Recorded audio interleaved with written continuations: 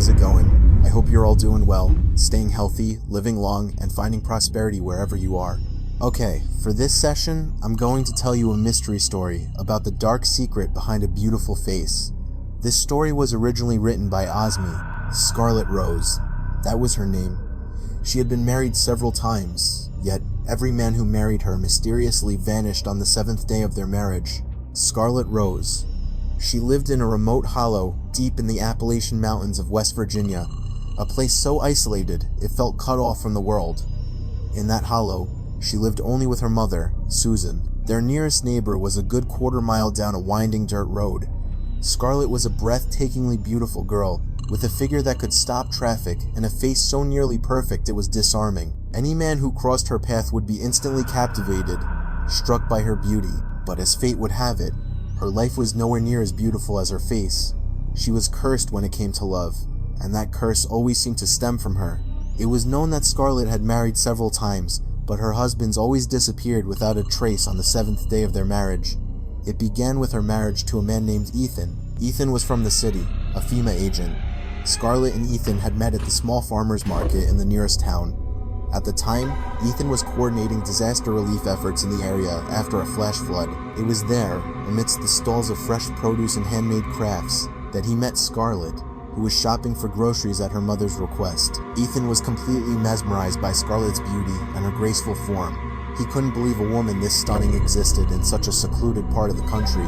He couldn't stop staring at her, which made Scarlet visibly flustered. It didn't take long for Ethan to get close to Scarlet, the woman of his dreams. His feelings were reciprocated. Scarlet liked him too. Not wanting to waste time on a long courtship, he quickly told his parents about his intention to marry her. He wanted to propose to Scarlet, the girl from the hollow. He told them bits and pieces about her, proudly showing them her picture. He asked his parents to accompany him to formally ask for her hand. However, his parents' reaction was far from what he expected. They flatly refused his request. They didn't want their son marrying a country girl, someone they considered beneath their social standing, especially a girl they knew nothing about. But Ethan, blinded by his love for Scarlet, was resolute. He would marry her, even if he had to go alone, without his parents by his side. He simply gave them the address, in case they changed their minds and decided to come to the wedding. Then, Ethan packed all his clothes into a suitcase and slowly walked out of the house he had lived in for so long, the sound of his mother's weeping following him out the door. Now, Ethan was officially the husband of Scarlet Rose. They had a simple wedding, attended only by Scarlet's neighbors. He had waited for his parents to show up, but they never came. Ethan made an excuse to his mother-in-law, Susan, saying his parents couldn't attend because they were traveling abroad. Just 1 week into their marriage, Ethan was reported missing, vanished without a single trace. Even all of his clothes were gone from his wife's house. Susan frequently urged her daughter to go to her in-laws' house in the city, suggesting that Ethan might have gone back there. But Scarlet always refused. She would say that if Ethan truly loved her, he would come back to her. Susan would press her to at least call Ethan, but Scarlet would claim she didn't have his number. With a worried expression, Susan got up from her chair. As a mother-in-law, she was deeply concerned about her son-in-law. Meanwhile, Scarlet, who was now Ethan's wife, didn't seem the least bit bothered by his disappearance. Slowly, Susan walked to the bedroom her daughter and son-in-law shared. She checked Ethan's belongings one by one, but there was nothing, not a single clue to be found. Then, her eyes drifted to the space under the bed. Her eyes widened in horror. She saw large, dried bloodstains, along with the decaying remains of bones. Susan instinctively covered her nose. The stench was overpowering, a sharp, putrid smell that assaulted her senses. She scrambled backward, away from the bed, and rushed out of the room to find Scarlet. "Scarlet!" Susan screamed, calling for her daughter. "I'm not deaf, Mom," Scarlet replied irritably. "Why is there so much blood in your room? And those rotting bones? Can't you smell that? I nearly threw up from the stench." Susan scolded her only child. "That's why I prefer sitting out here instead of in the bedroom, Mom. You knew your room stank and you just left it like that? Maybe Ethan left because of the smell in your room." "He's the one who made it smell, Mom," Scarlet retorted, getting up from her seat. She was annoyed that her mother was always so concerned about her son-in-law. "Where are you going, Scarlet? Clean your room now. Your husband might come home today." Susan urged, worried that the foul odor in her daughter's room was the reason Ethan had left. Yeah, Mom, I'll clean it right away. You should go to the kitchen if you can't stand the smell, she said, before walking into her room and locking the door from the inside. Scarlett began to hum cheerfully inside her room. Susan was baffled by her daughter's behavior. How could she be singing so casually, while Susan herself could barely breathe from the horrific smell? She must have vomited half a dozen times. She estimated the blood and bones had been there for a week. How could Scarlett stand such a putrid stench? Had her sense of smell stopped working? Susan wondered, thinking about how unfazed Scarlett seemed. After Scarlett finished cleaning her room, she went to the kitchen, her stomach rumbling with hunger from the morning. Susan, seeing her daughter head to the kitchen, followed her. She was incredibly curious about the bloodstains and bone fragments. What kind of animal could have gotten into her daughter's room and died there? Scarlett, what on earth was that in your room? How could you not smell how rotten it was? Oh, that was just a stubborn animal that wouldn't listen to me, Scarlett answered dismissively, which only infuriated Susan. 2 months after Ethan's disappearance, with no word from him, Susan decided to go to the city to find her son-in-law, without telling Scarlett. She couldn't stand seeing her daughter's lack of concern. Scarlett was just happily putting on makeup in front of the mirror, never once complaining about her missing husband. Armed with the address Ethan had given her before the wedding, she set off for the city early in the morning. She just wanted to confirm why he had left. After that, it was up to Ethan whether he wanted to return or not. All she needed was an explanation from her son-in-law. After several hours of travel, she arrived in the city around noon. She asked some locals for directions to the address she had. It wasn't long before Susan found the place.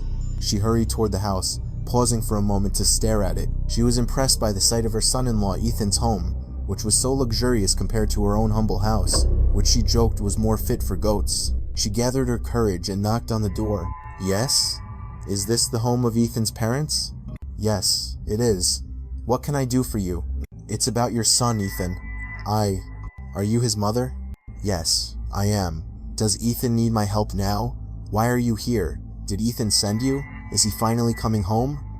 Ethan's mother's barrage of questions left Susan even more confused. Asterisk.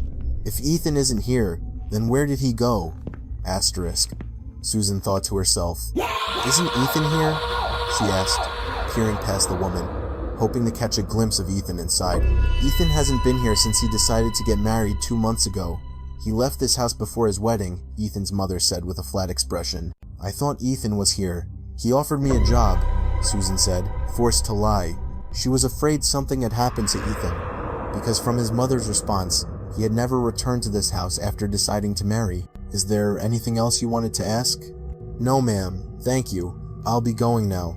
Without another word, Ethan's mother closed the door in her face. Susan could only sigh in frustration. Asterisk. Maybe this is how rich city folk are, asterisk, she thought. She then returned to the hollow with 1,000 questions swirling in her mind. She couldn't figure out where Ethan could have gone if not to his parents' house. Susan arrived back in the hollow late in the afternoon, just as dusk was settling. She slowly made her way into her house after turning the doorknob. The door was unlocked. She went inside and locked the front door, calling out Scarlett's name, but there was no reply. As she was heading to the bathroom, she caught a glimpse of a figure running into Scarlett's room. Asterisk. That looked like Ethan, asterisk, Susan thought. She tiptoed after him to Scarlett's room. Susan knocked on Scarlett's bedroom door, but there was no answer from inside. She slowly turned the doorknob, but it was locked from the outside. She was puzzled. If the room was locked from the outside, how could Ethan have gotten in?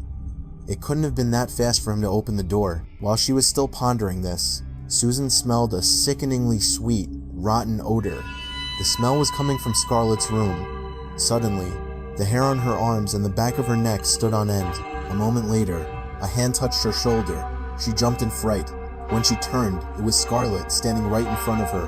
What's wrong with you, Scarlett? You scared me to death, Susan exclaimed, her breath ragged.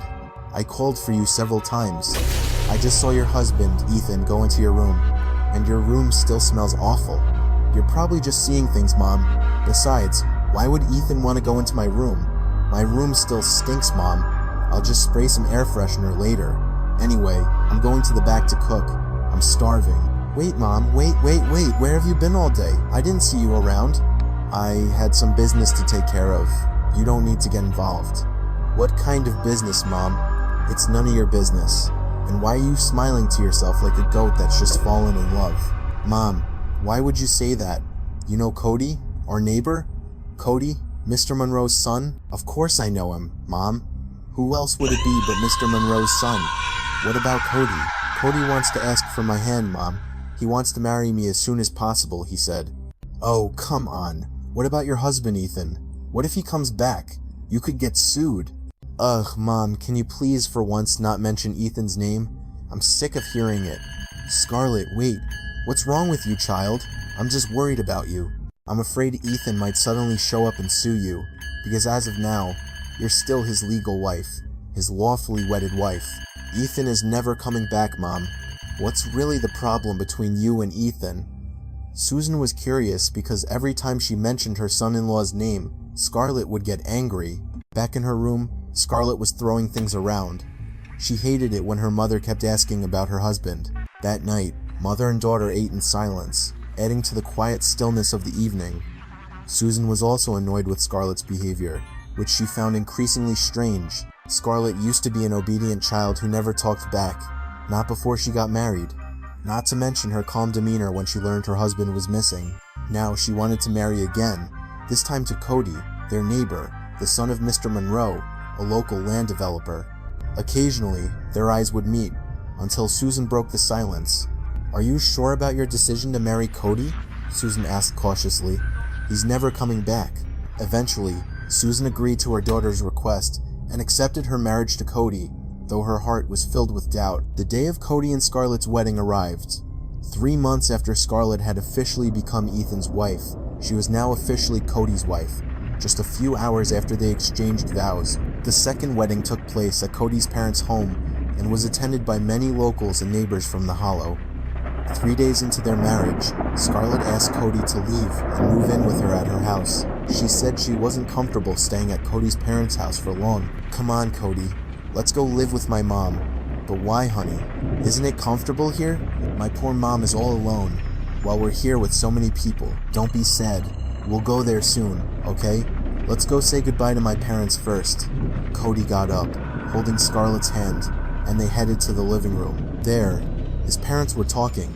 He and Scarlett walked over, hand in hand. Cody's parents looked up at him and their new daughter-in-law. Dad, Mom, Cody said cheerfully, his hand still holding Scarlett's. Your father is just calculating the profits from the land sale, his mother explained, while his father remained focused on his writing. We're going to Scarlett's mother's house.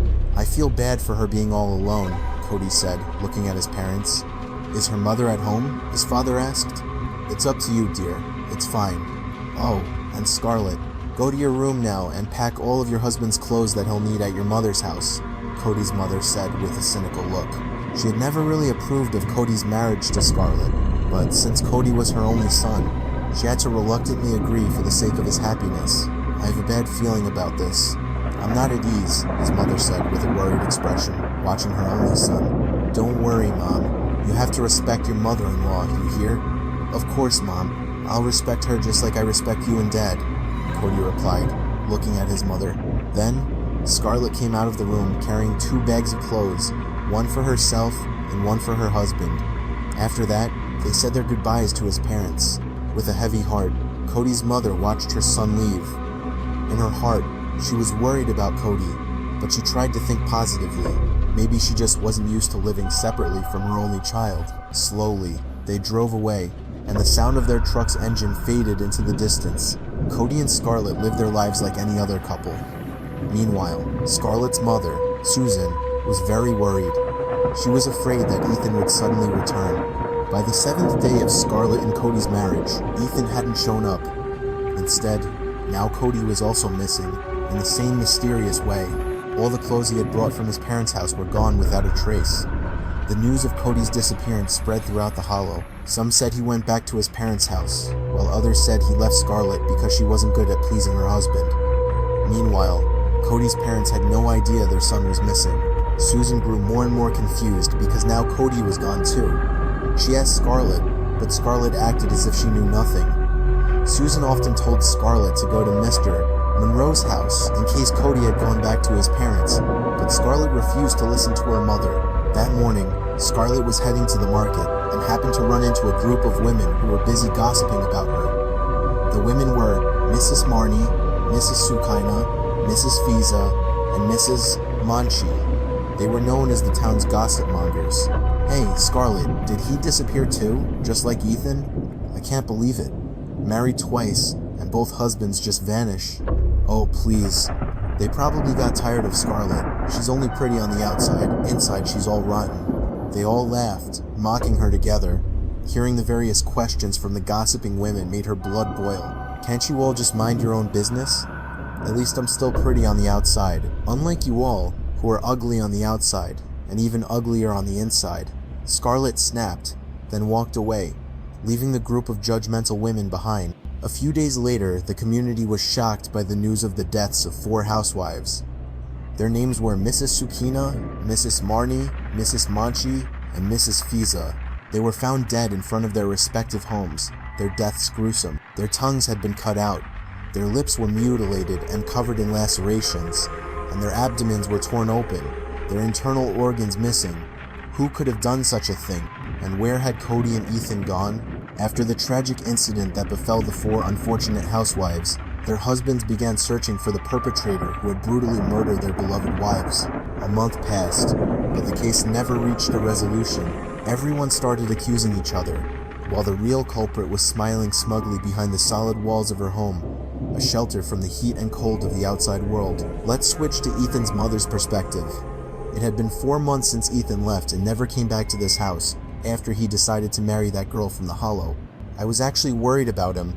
It had been 4 months, and he hadn't shown up at his office. I knew because his supervisor had come to the house several times asking for Ethan, but I always said I didn't know because I was tired of talking about that disobedient son. But lately, my feelings had gotten worse. I felt restless, and Ethan's face kept flashing in my mind's eye. My heart was in turmoil thinking about him, even though I was disappointed with his hasty decision to marry a woman who had never even set foot in this house. My head ached from constantly thinking about it all. I decided to take a short nap because my head was really pounding. Slowly, my eyes closed. Help me, Mom. Get me out of this place. I'm being tortured, Mom.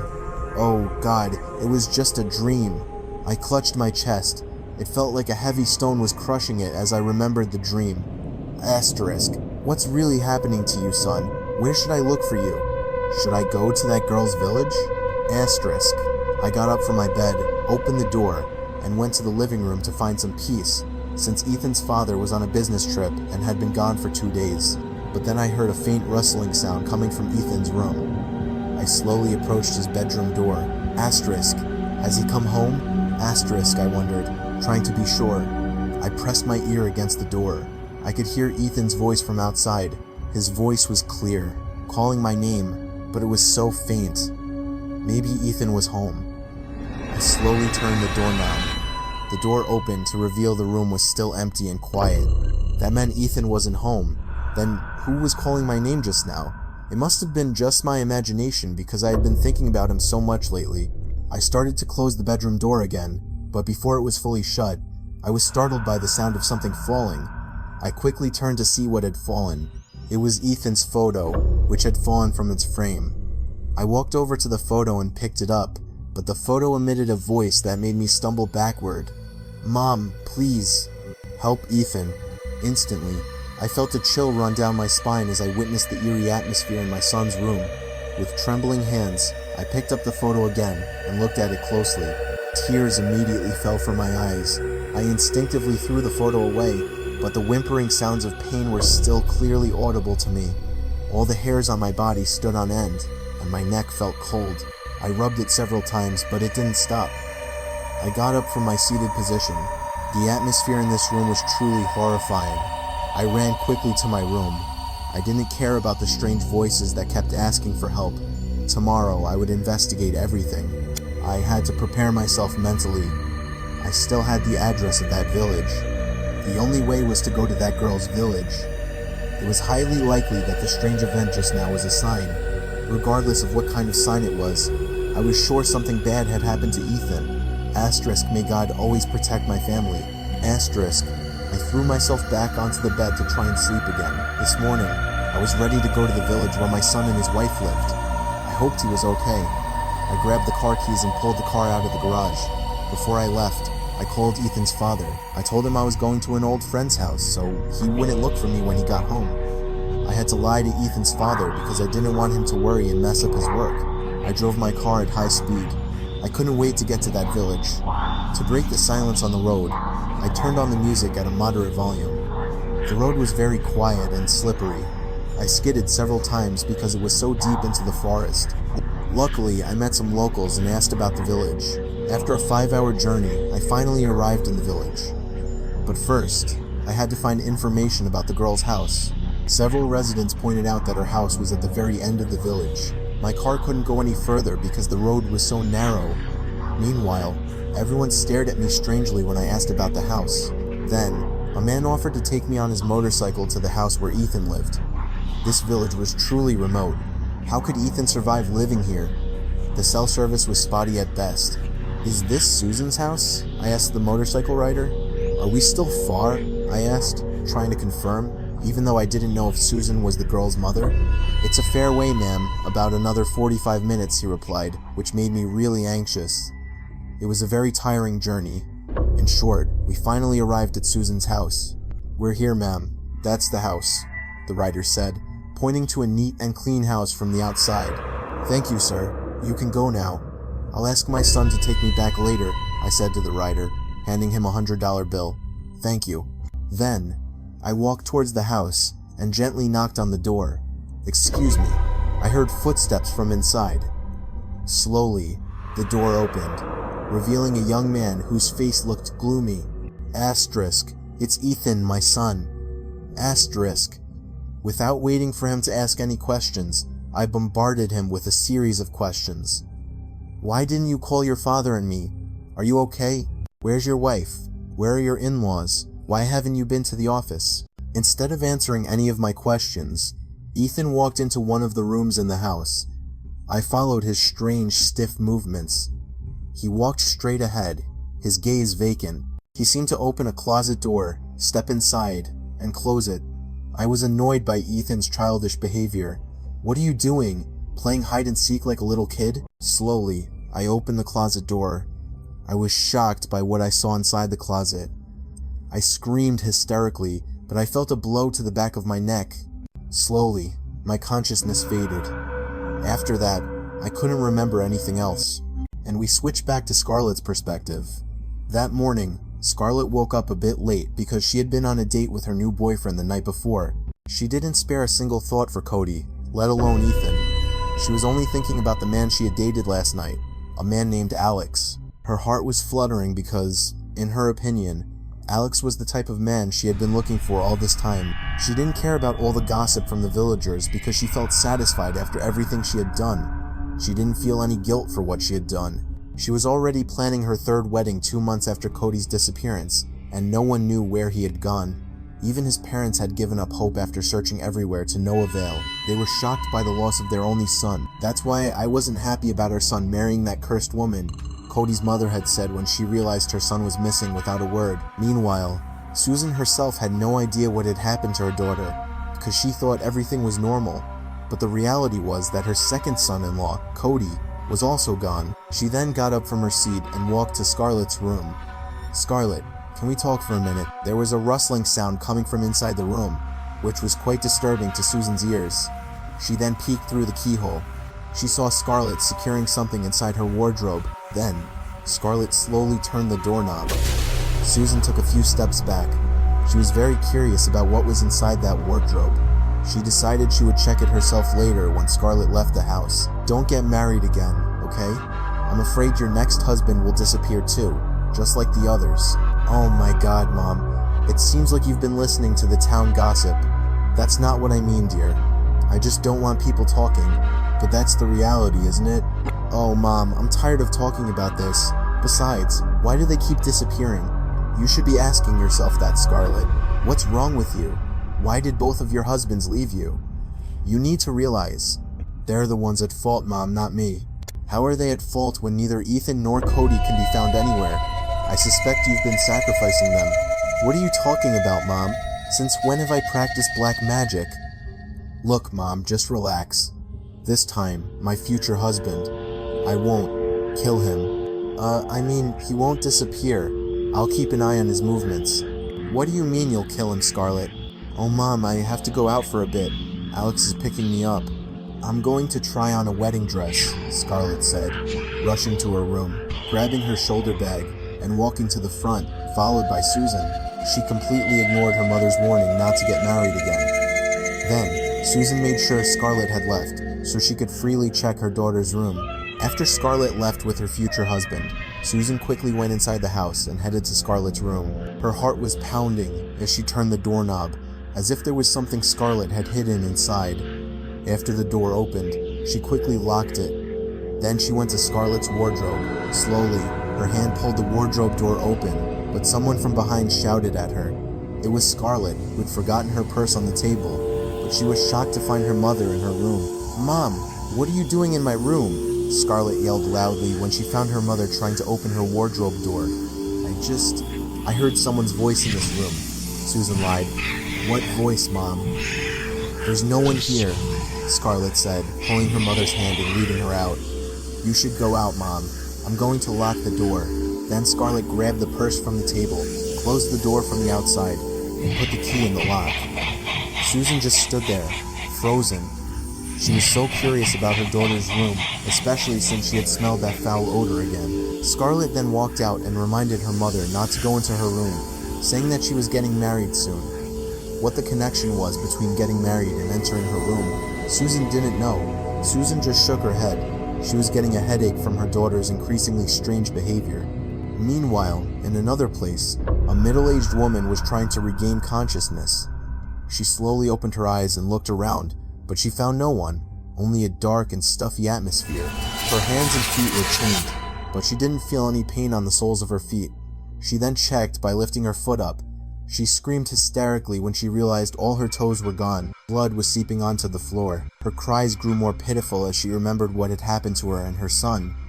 She hated the person who had done this, even though she didn't know for sure who it was. She cried, staring at the closed door, hoping someone would hear her cries. Then she smiled faintly because her hope was not in vain.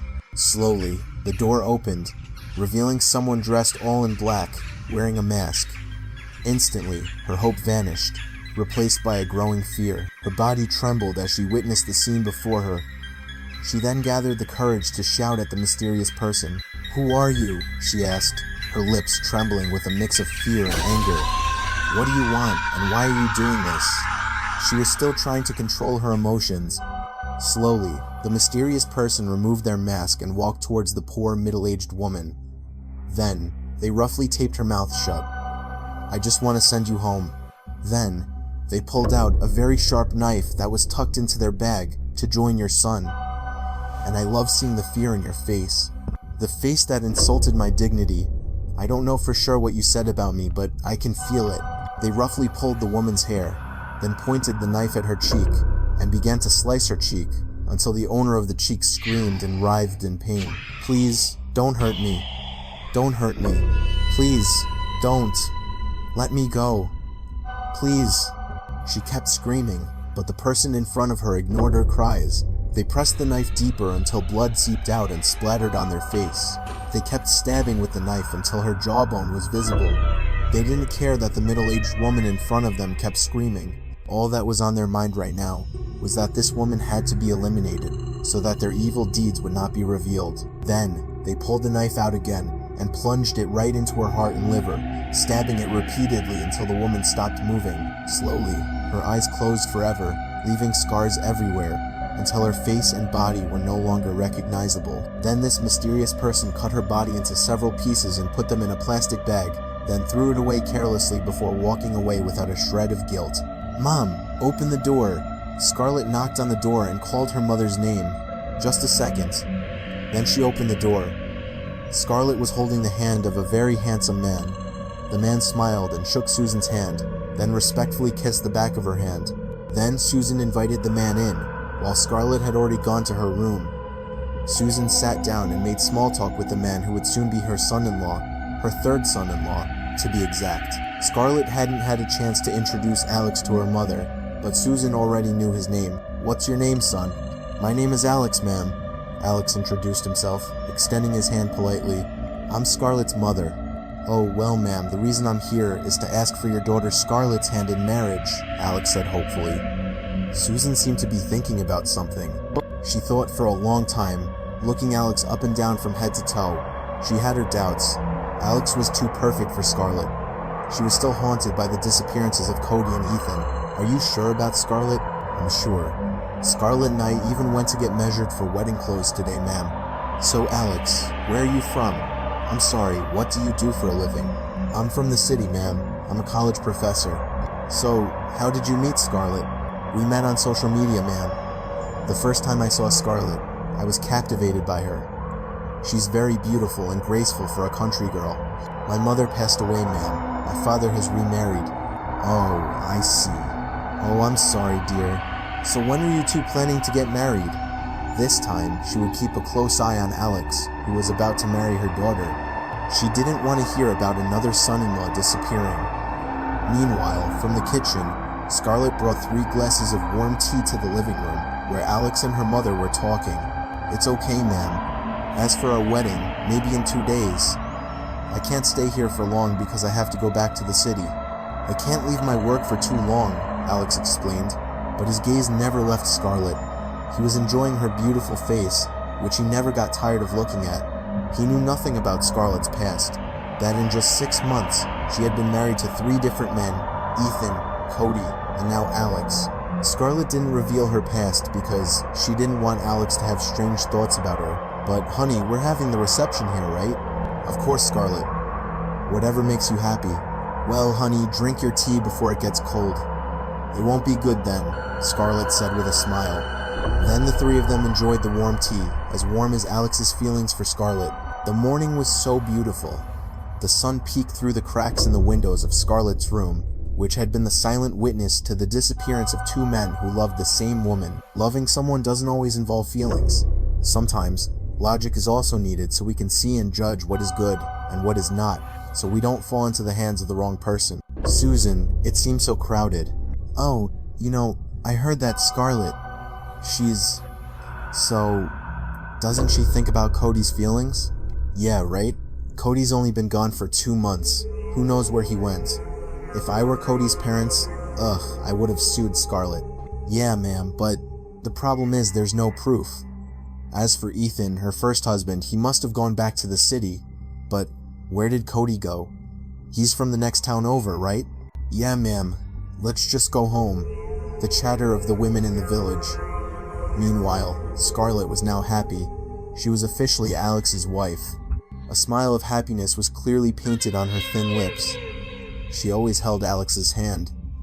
Alex felt the same way. In 6 months, the woman had been married 3 times. Alex knew nothing about Scarlett's past. For him, the most important thing was that he could be with Scarlett. All because of love. Again and again, love. Tonight, Susan was wide awake. She was monitoring the movements of the 2 newlyweds. She was determined to watch them until the 7th day of their marriage, because on the 7th day, Scarlett's husband usually disappeared. She had to answer all the questions that had been plaguing her for the past 6 months, because Scarlett had never given her a straight answer about what she had done to make her first and second husbands leave her. She kept watch, standing in front of Scarlett's bedroom door, pressing her ear against the door. It wasn't that she was eavesdropping, she just wanted to make sure they were okay. Until morning came, but there were no signs of anything strange from inside the room. Scarlett and Alex's first night seemed normal, like most people's. But she didn't stop there. She had to make sure until the 7th day. "Honey, it's morning already." "I'm tired, honey." "How can you be tired already from just that?" "I'm just really tired, honey." "I need to take a shower, honey. You can rest." "Okay, honey. I'm going to rest for a bit." "Wake me up later," Alex said, lying back down on the bed that had been the witness to their lovemaking the night before. Susan had finished preparing breakfast and had set all the dishes on the table. She then waited for Scarlett and her son-in-law to come out of the room. She stared at the bedroom door for a long time, but there were no signs of anyone opening it. After waiting for Scarlett and Alex for a long time, she decided to go to their room. When she reached the front of the bedroom door, she faintly heard Scarlett talking to herself. What she caught from Scarlett's conversation was, "If you can't satisfy my needs properly, you'll end up just like them." After hearing Scarlett's words, Susan made sure she hadn't misheard. She then knocked on the bedroom door. Soon after, Scarlett opened the door. She looked at her mother with a nervous expression. "Where's your husband?" "He's still sleeping, Mom. I forgot to wake him up." "Who are you talking to if your husband is still sleeping?" "Oh, did you hear me talking?" "Oh no. What if Mom heard me?" "Did you hear what I was saying?" "Yes, I heard it clearly. Wake your husband up. Let's have breakfast," Susan said, then walked back to the dining table. Asterisk. Two at once this time. "It doesn't matter who he is," asterisk Scarlett thought. Then she woke Alex up, who was still fast asleep. After they finished breakfast, Alex got up from his seat. He said he was going to buy something at the store in the next town. Scarlett just nodded and chose not to go with him. On his way back, Alex met a group of women who were returning from the fields. They noticed Alex and signaled for him to stop his truck. Alex complied, got out of his truck, and walked over to the women. "Excuse me, ladies, is there something I can help you with?" "You're Scarlett's new husband, aren't you?" "Yes, I'm Scarlett's husband." "Is there a problem, ma'am? Aren't you scared to marry Scarlett?" "Scared? What do you mean, ma'am? I don't understand. You don't know about Scarlett? She's been married 3 times, you know," one of the women explained, while the others just nodded. "Her first and second husbands, you know. They both disappeared on the 7th day of their marriage. We're afraid you'll be next." "Yeah, mister, you need to be careful. Just be careful," the other women chimed in. Then they continued on their way home, leaving Alex in a state of confusion. Asterisk. What do they mean? "That can't be true," asterisk Alex said to himself.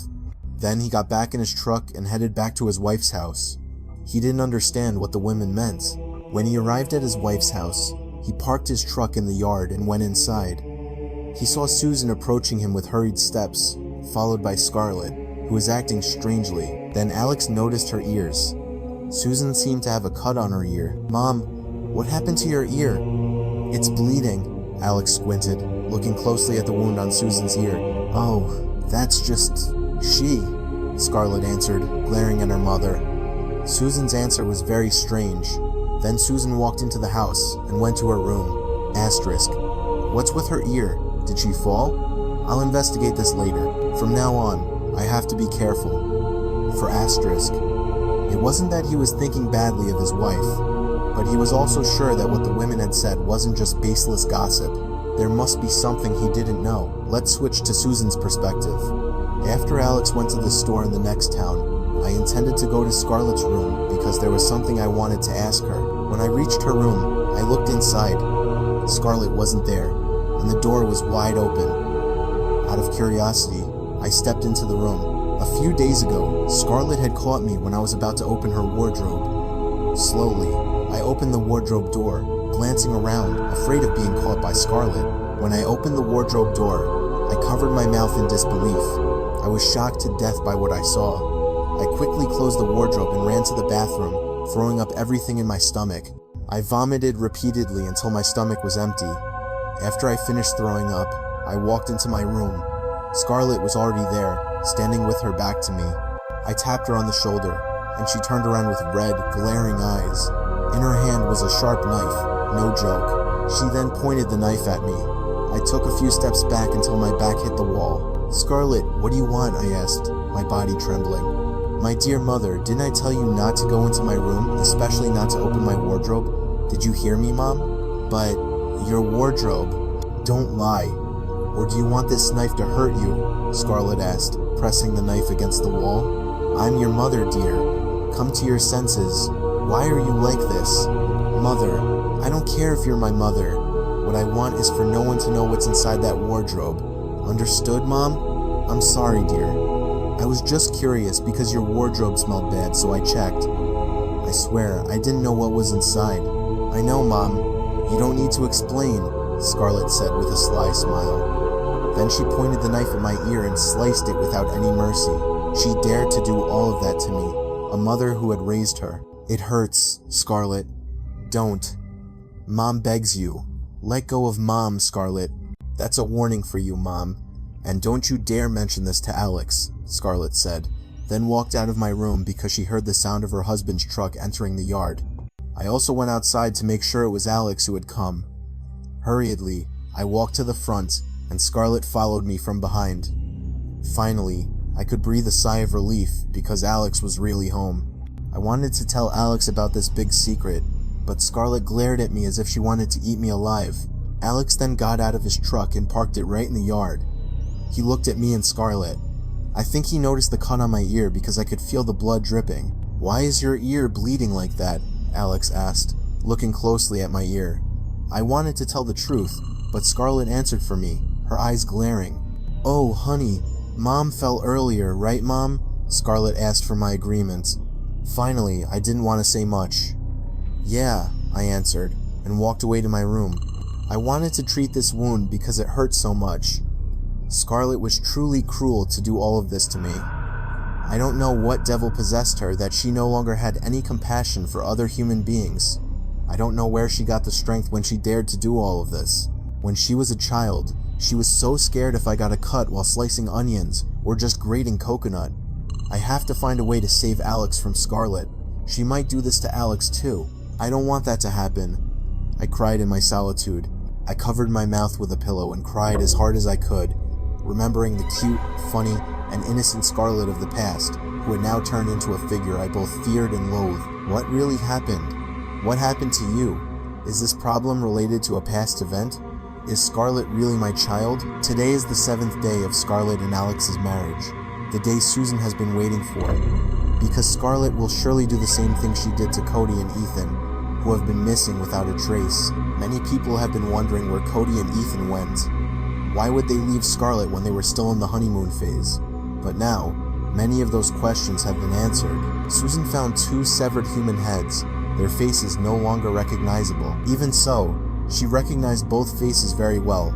She also found the pieces of 2 bodies, put together in a red plastic bag, and placed in the wardrobe next to the 2 severed heads, which already smelled very rotten. To prevent the rotten smell from spreading, Scarlett covered all the cracks in the wardrobe with tape.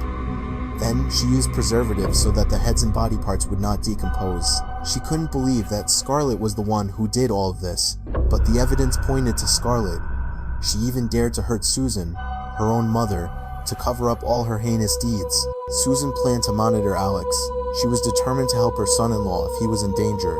She did all of that so that Alex would not become Scarlett's next victim.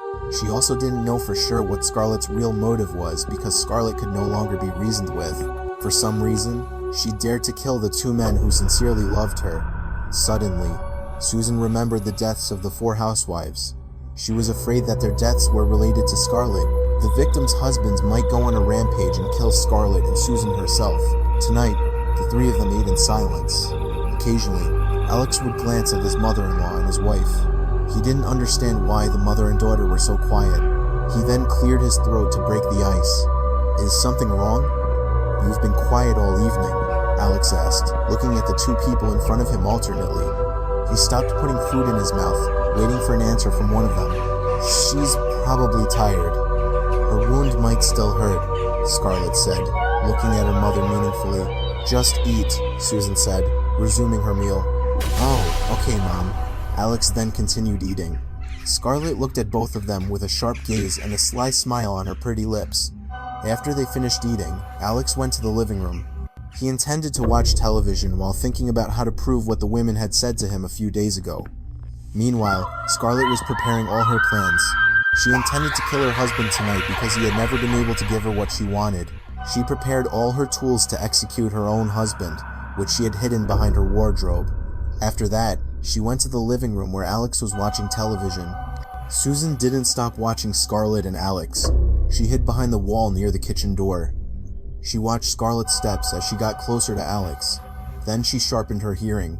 "What time is it, honey? Aren't you sleepy yet?" "I am, honey." "Come on, honey. Let's do it again." "I don't disappoint me." "I'm tired, honey," Alex said, his breath ragged. "You're all the same, honey." Scarlett got out of bed and grabbed a knife she had prepared earlier before she had sex with Alex. "Honey, what are you doing?" Alex asked in shock. He quickly stood up and backed away. I've given you 7 days, but you've never been able to satisfy me, Scarlet said again, playing with the tip of the knife. What do you mean? I don't understand. You must know, honey, what I've been hiding from you. Let me explain. Scarlet pulled Alex's hand and told him to open the wardrobe. Alex complied and opened the wardrobe. His eyes widened when he saw the pieces of a body and 2 human heads, their eyes wide open and their mouths agape, as if they had experienced great pain in their final moments. He immediately threw up violently until tears streamed down his face. Who are they? Ha ha, Scarlet laughed. Tell me, Alex, tell me whose heads are those? Their situation was the same as yours, honey, but they couldn't satisfy my needs, just like you. Your fate will be the same as theirs, Scarlet said, then raised the knife high and plunged it into Alex's stomach. But Alex quickly caught the knife. Then Scarlet ran to get a large pair of scissors and immediately cut Alex's arm until it was nearly severed. Alex fell to the floor and stared at Scarlet in disbelief. Scarlet became even more frenzied. She pointed the scissors at Alex's stomach again. Scarlet, stop! Suddenly, my wife's body collapsed from the impact of a large piece of wood held by a woman I didn't know, who had struck her on the back.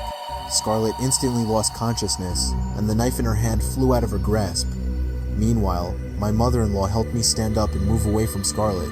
I stumbled out of the room, staggering because the blood from my arm was pouring out relentlessly, so that with every step I took, a drop of blood fell.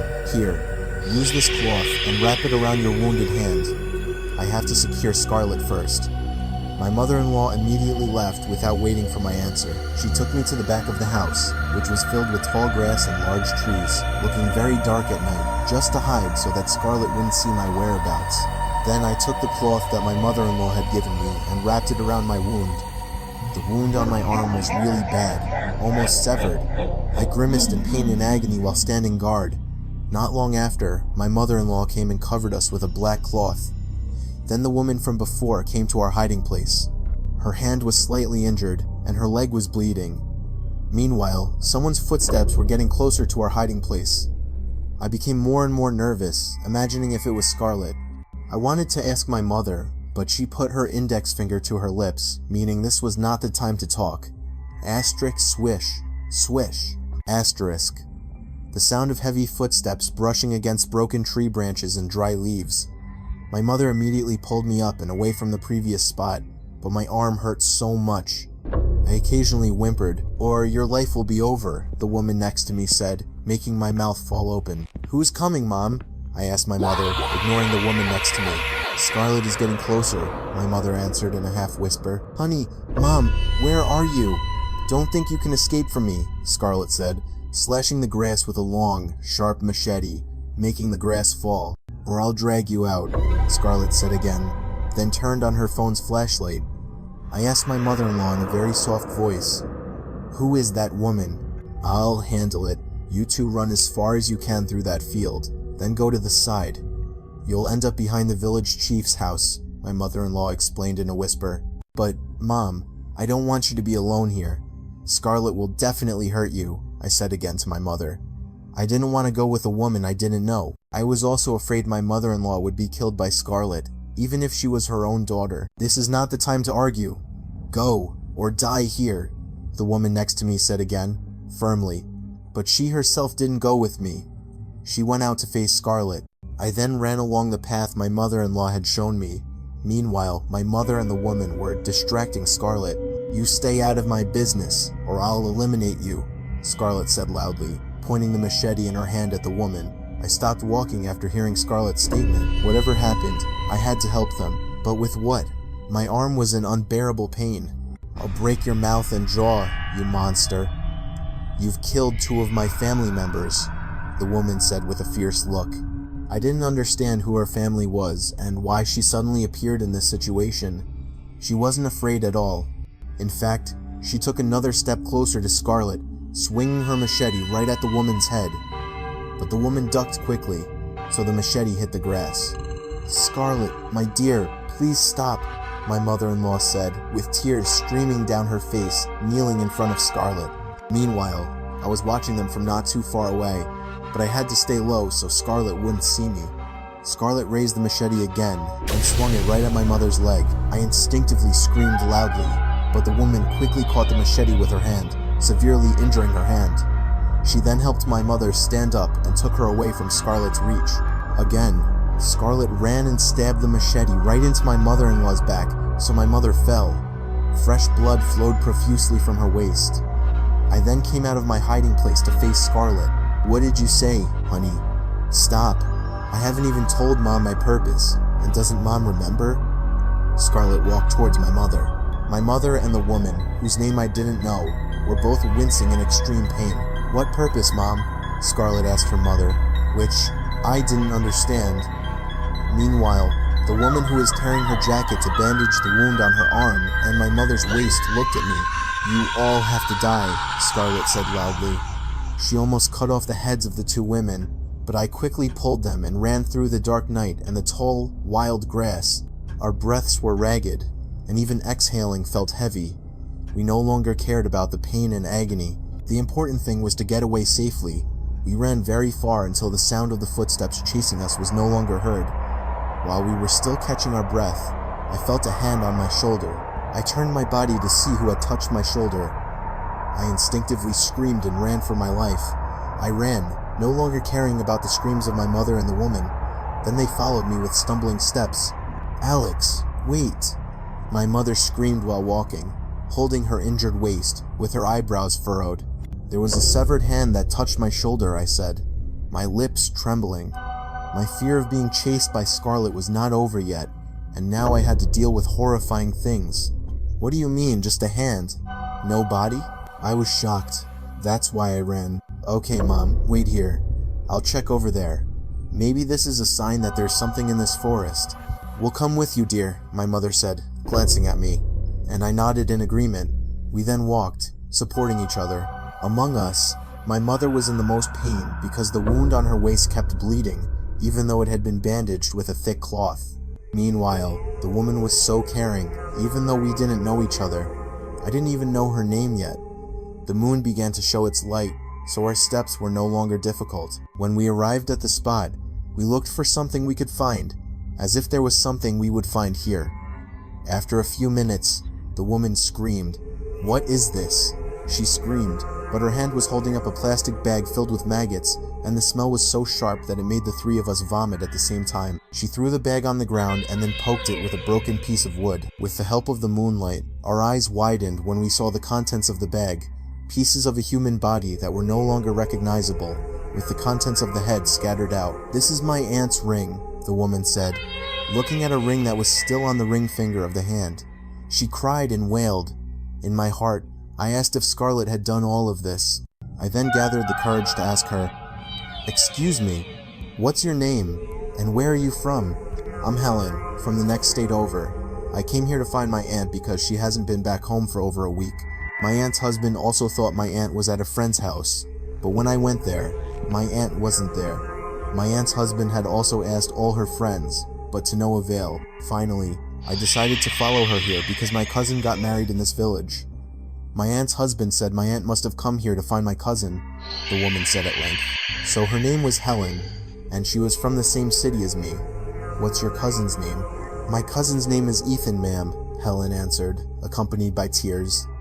My mother's expression suddenly changed after hearing Helen's answer. "A week ago? What day and date was that, miss?" I asked curiously because I was trying to connect all of this to Scarlett. After hearing Helen's answer, I turned to look at my mother. "What was Scarlett's first husband's name, Mom?" I no longer cared about the wound on my arm. I had to solve all of this. "The first was Ethan, the second was Cody." "Alex, do you know everything?" my mother asked me, while Helen looked shocked to hear my mother's answer. "Yes, Mom. Now there are many important things I have to think about. This story flashes back to the previous one. Let's meet at the small hill near the market. I'll pick you up." "No need, honey. I'm already close." "Okay, honey. Wait." I sat back down after replying to her message. Not long after, she sent another message. "Oh, sorry, honey. I have to go back home." "I forgot something," she said with a dizzy emoji. I didn't really know this place because I had only been here 2 days ago to meet Scarlett and stayed in one of the rooms on the hill. I waited for over 2 hours, but she didn't come back, even though the distance between her house and the market wasn't that far. It could even be reached on foot. I paced back and forth, waiting for her. After about 3 hours, she finally arrived, but she looked very disheveled. There was even a blood stain on her sleeve. She seemed to be wiping the stain with a tissue. "Sorry, honey, I'm late. I had a little problem." "It's okay." "Oh yeah, why is your sleeve bleeding?" "There was an accident, honey, so I helped." "Oh yeah? How?" "Oh, come on, honey. Besides, I'm fine, right? Let's go get our clothes measured," she said, choosing to change the subject. After that, we went to Scarlett's house to meet her mother and ask for her blessing. We returned to the story. After I remembered everything, I looked back at my mother and Helen. They were still standing frozen, lost in their own thoughts, also enduring the pain from the machete cuts. Before I went to your house, I had a date with Scarlett. "If you don't mind me asking, where were you at that time, Mom?" I asked my mother, who looked like she was in pain. "I was at home, sleeping," my mother answered, holding her waist, which wouldn't stop bleeding. "But I did hear a commotion in Scarlett's room, but I chose to sleep because it was pointless to go to her room. Scarlett never let me in since she got married." "So Scarlett was the one who did all of this, Mom?" "I think so too. This can't be just a coincidence. It must be related," Helen added. "I have to contact my aunt's husband," she said again, fumbling in her pants pocket, running her hands through her hair in frustration. "So now what? Let's get out of here first. After that, we'll settle everything. I have to go back to that house. I'm going to kill that devil woman," Helen said emotionally. "Not now. She'll kill you because you're injured." I tried to stop her, but she was adamant about going to that house. "I don't care about that devil woman. If you die, who's going to take care of everything if not you?" Helen looked back at me and then looked down, defeated, letting out a rough sigh as her hand reached for the plastic bag and carried it. "Okay, now let's go." We walked for a long time, but up ahead, it looked like someone was standing there, as if waiting for us. But as we got closer, the person was no longer visible. I thought I saw someone standing here. It seemed like they were waiting for us, but where are they now? "I didn't see anything, dear." "Yeah, Mom, I didn't see anything either. Stop hallucinating so we can walk faster." "Oh, come on, you're so annoying. Maybe you're in pain." "I forgot how long I've been with you," I said, looking at his injured arm. Their journey continued until morning, and they had entered a village that was very unfamiliar to them. The three of them looked exhausted, and hunger and thirst were getting to them. "Where is this, Alex?" Alvin asked Susan. "I just came here. I remember the road we took led to the back of the village chief's house, but why are we here?" Susan answered, puzzled, while Helen looked tired, especially since the woman was holding a plastic bag containing the body parts of her aunt, who was known to be Scarlett's first mother-in-law. She occasionally felt nauseous, but kept holding on because it was strong evidence to solve the murder case. "Let's rest for a bit." "I'm tired, Mom," Helen said, sighing. "Whatever you guys want. I'm tired and hungry too." "My waist feels like it's going to break," Susan said, sitting on the ground on a bed of dry leaves. Meanwhile, from a distance, someone was watching their movements with a sharp gaze and a creepy smile. They didn't realize it because they were so tired, hungry, and thirsty. Asterisk. Rustle, rustle, rustle. Asterisk. The sound of someone's footsteps brushing against dry leaves and broken twigs was getting closer to them. "Someone's coming," Helen said, immediately getting up. "What sound? Don't scare me." "My arm hurts more now," Alvin said, wincing in pain. The wound seemed to be getting worse and was oozing thick blood, but I heard it.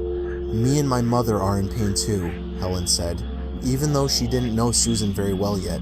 Their closeness was as if they had known each other for a long time. While they were still focused on listening to the footsteps, the three of them were startled by the arrival of a young man they didn't know. Even Susan herself had never known the name of this village. "We were trying to get to that village, but we got lost here. Do you know the way there?" Susan answered, looking at the young man. "I know, but the road there takes a long time," the young man said, looking at Helen, Alvin, and Susan. "Can you take us there?" "Oh, before I take you, come with me to my house first." "You can treat your wounds there," the young man said, inviting them to his house. "Mom, I really have to." "Yes, Mom, we can get a drink there too. What do you think?" "Yes, sir, we'll go with you," Alvin answered, accompanied by nods from Helen and Susan. Then they followed the young man's steps with hopeful faces because they were so tired.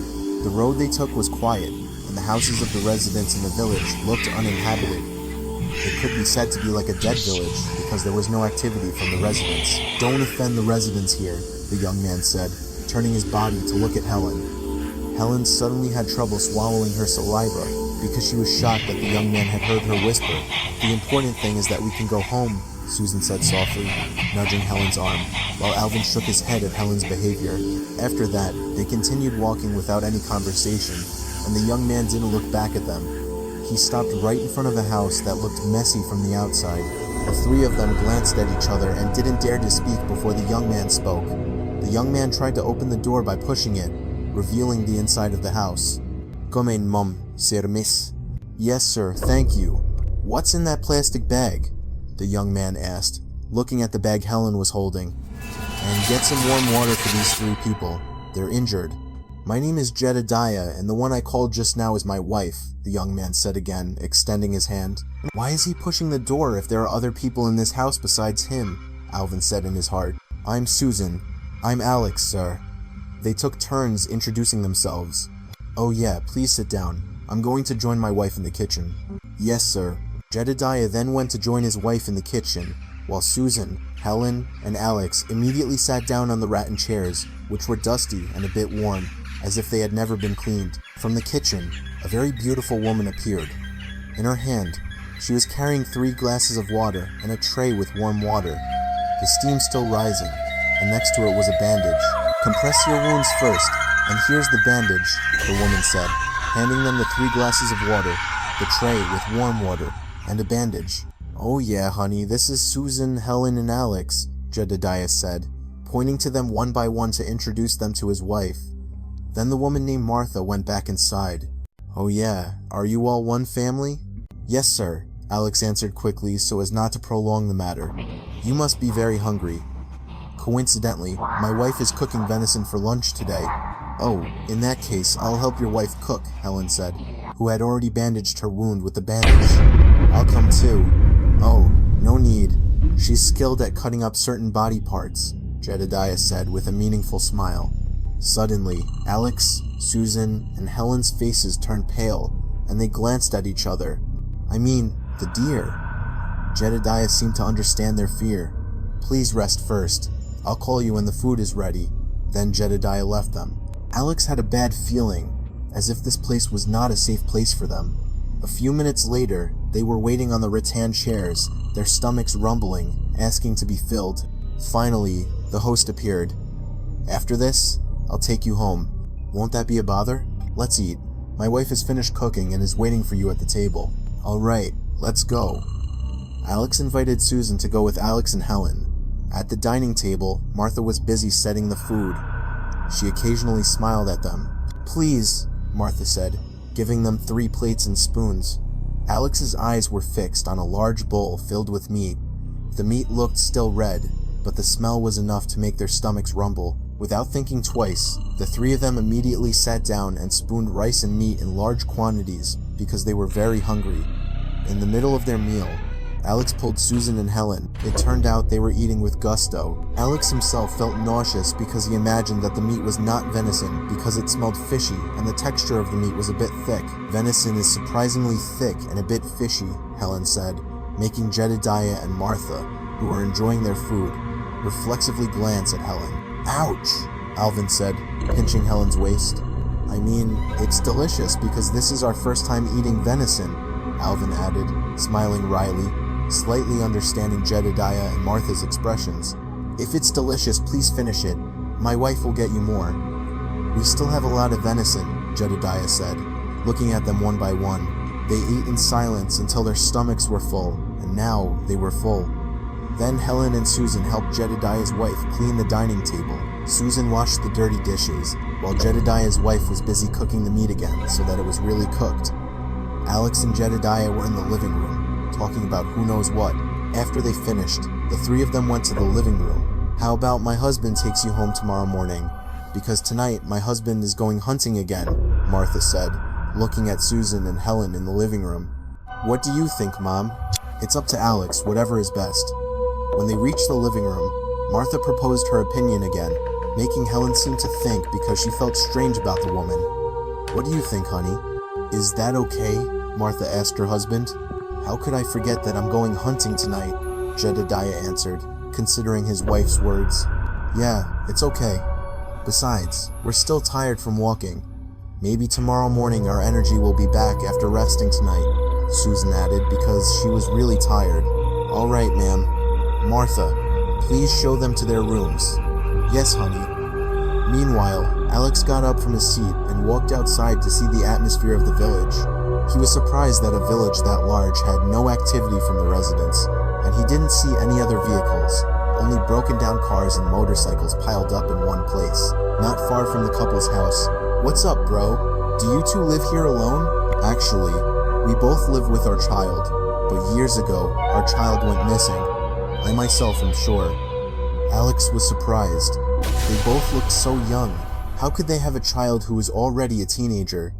Is your child a girl or a boy, sir? Alex asked Jedediah, but Jedediah chose to remain silent and did not answer Alex's question. His eyes were red, and his veins were visible as he clenched his fists. Come in, I'll show you to your room to rest. My mother and sister are resting. Where are they? They're in that room, and you're next to it. Oh, okay. I'll rest now, Alex said, then went into the room Jedediah had shown him. Meanwhile, Susan herself couldn't sleep well. She occasionally felt hot, and her stomach suddenly hurt. Helen, who noticed Susan's condition, immediately got up from her sleep. What's wrong? The room is so dark. I don't know, Mom. I thought it was still daytime. Why is it dark? My stomach hurts, Helen. Is the wound hurting again? No, but my stomach hurts. I have to go to the bathroom. Susan then got up from her seat and walked out to find the bathroom, while Helen followed her from behind, calling out to Alex. But Alex didn't hear her. Meanwhile, her hand didn't let go of Susan's hand. She cried, but no one answered their cries. The pain was getting worse, so she couldn't stand it anymore and chose to find the bathroom. She followed. Where are they, Mom? I think I stepped on something, Mom. What's that? Check it out. Okay, Mom, just a second. Huh? What is this, Mom? It looks like a human skeleton, Mom, Helen cried, covering her mouth. Then she walked to the kitchen and opened the pot lids one by one. She covered her mouth again in disbelief. Her eyes widened and her face turned pale. What's that? Suddenly, Helen's back was hit from behind, so she lost consciousness.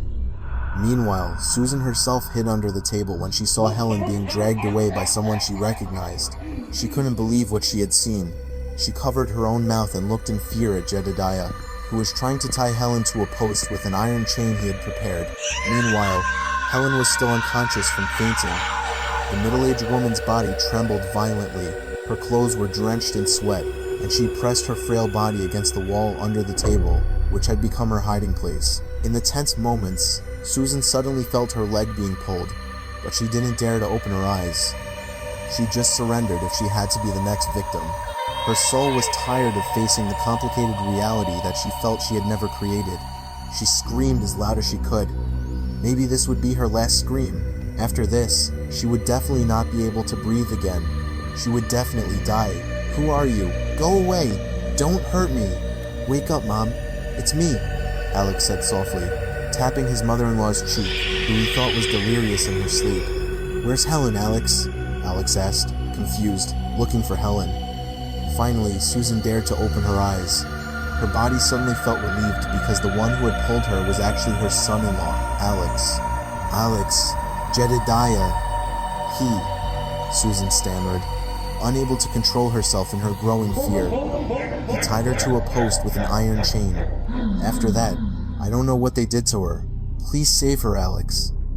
Susan pleaded, clasping her hands together, begging Alex to save Helen. Susan was really worried about Helen, although she herself was not sure if Helen was really safe. Yes, Mom, I promise I'll free Helen from Jedediah. Now you hide in a safe place, so I don't have to worry about leaving you. Now you hide here, don't go anywhere, okay, Mom? And wait for me until I come back with Helen. Alex was very worried. His worry was clearly visible on his handsome face.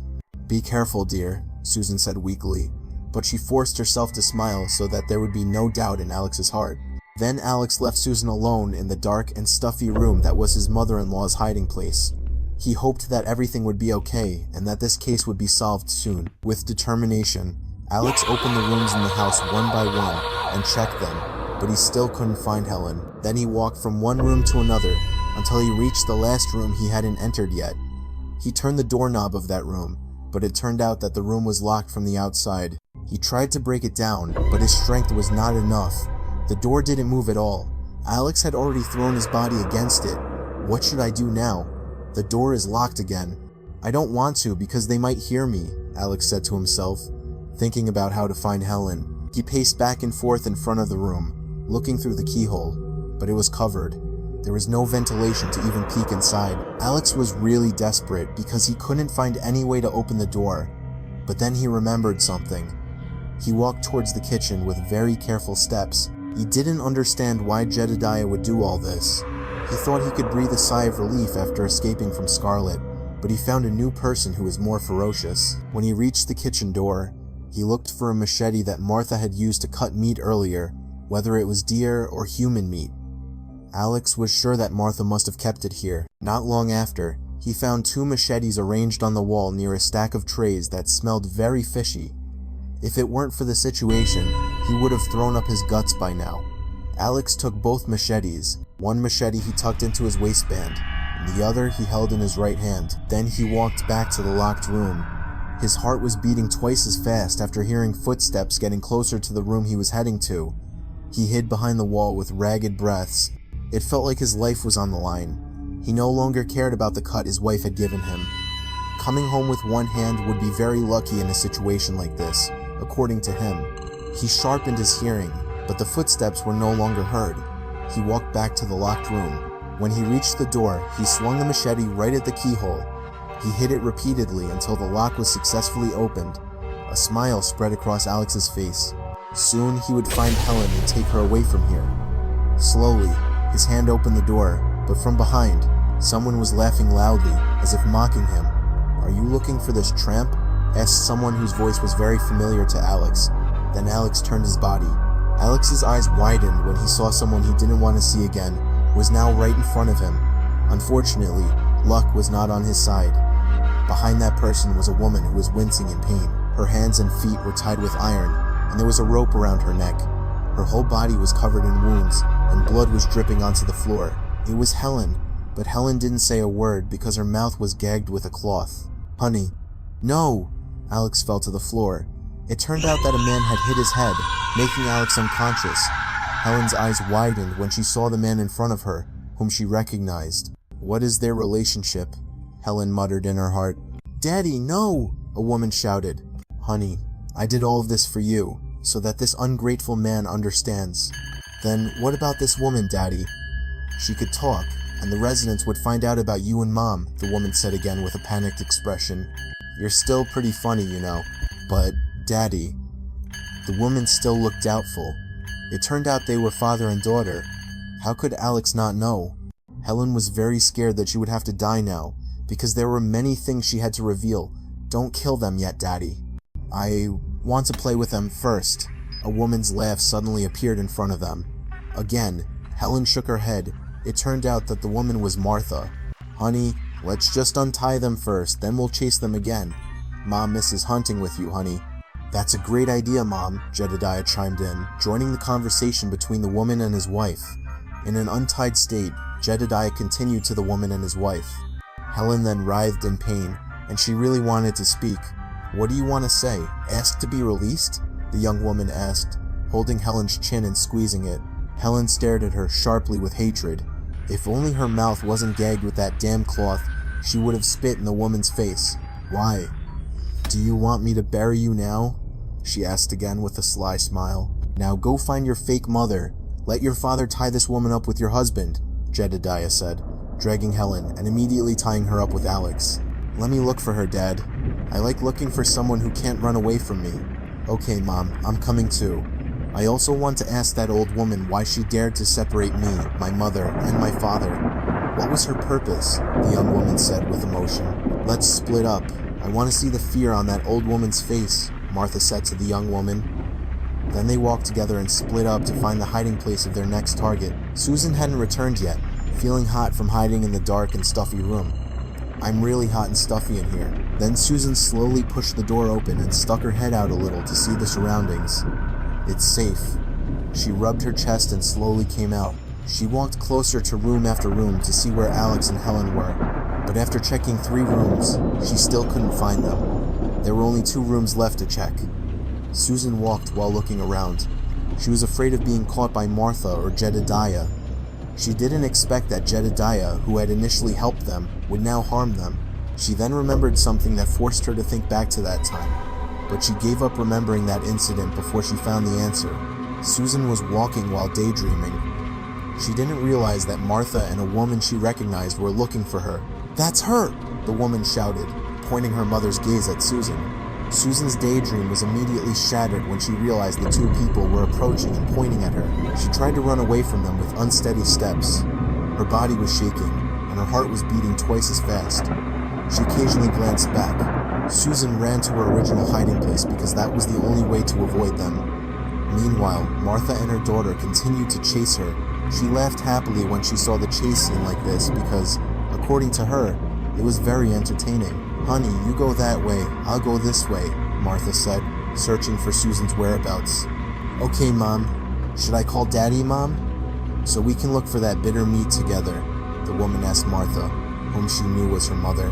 "Daddy would be happy to let me hunt prey like this alone, because it's been a long time since I've felt it," Martha answered with a boisterous laugh. The woman was running, while Susan was very scared in the room. She hoped that her whereabouts would not be found. Slowly, she heard footsteps getting closer to her hiding place, which made her even more scared. Susan closed her eyes tightly, wringing her hands, hoping that the tense atmosphere would end soon. "Where are you? Come out on your own, or I'll drag you out." Martha's voice sounded closer and closer to Susan, making the middle-aged woman tremble. "I like hunting, you know, Mom. If you're in an open place, please run as fast as you can. But if you're in a closed room, get ready to lose your head." Susan's heart was in turmoil. She kept staring at the doorknob in front of her. If it moved, her life would be over. In another room, Helen was trying to wake Alex up from his faints. She kept rubbing Alex's hand with her own to wake him up. A few hours after Alex fainted, he was now blinking his eyes, blinking several times to regain his consciousness. After all his consciousness had returned, he looked to the right and left, but he only found silence. He didn't realize that behind him was Helen, who had been trying to wake him up all this time. "Helen! Helen!" Alex shouted in panic because they were back to back. "I'm here, Alex," Helen answered in a soft tone. "Oh my God, you're here. Thank God. But where's Mom, Alex? I haven't seen her since I woke up from my faint until now." They both thought of a way to get free from the ropes and get out of that place as soon as possible. "Mom, have you found the old woman yet?" "Not yet, dear. I've circled the house, but I still haven't found her," Martha answered, clenching her fists. "Have you checked these small rooms?" the woman asked again, pointing to the room where Susan was hiding. "Asterisk, what should I do? Please help me, God. Asterisk," Susan murmured. Her eyes kept staring at the doorknob, making sure it wasn't open from the outside, but her hopes were in vain. Slowly, the doorknob turned, and the story flashes back. That morning, I had just woken up from my sleep. Slowly, I swung my legs towards the kitchen to fill my rumbling stomach, but my eyes fell on my mother, who was all dressed up in her best clothes. Maybe she was going somewhere. Even though my mother didn't tell me where she was going, I already knew her direction and destination. She was definitely going to look for Ethan. My guess turned out to be correct. She was going to the city to find my husband, Ethan, who I had just killed a few days ago because he couldn't satisfy my high sexual desires. He was too weak. My mother thought Ethan had returned to the city after he disappeared from the face of the earth and was no longer heard from, so my mother intended to follow him. I didn't care about the worry on my mother's face because I didn't love weak men in bed. After my mother left for the city, I just slept on the sofa while watching television, but the shows were all the same, boring. I then walked to the room, but I saw my mother's bedroom door was slightly ajar. I then walked over to close it, but something caught my attention. A photo and an old book. I found them on my mother's table, making me curious. I approached the table, picked up the photo, and there was a photo of a little girl who I estimated to be about 4 years old.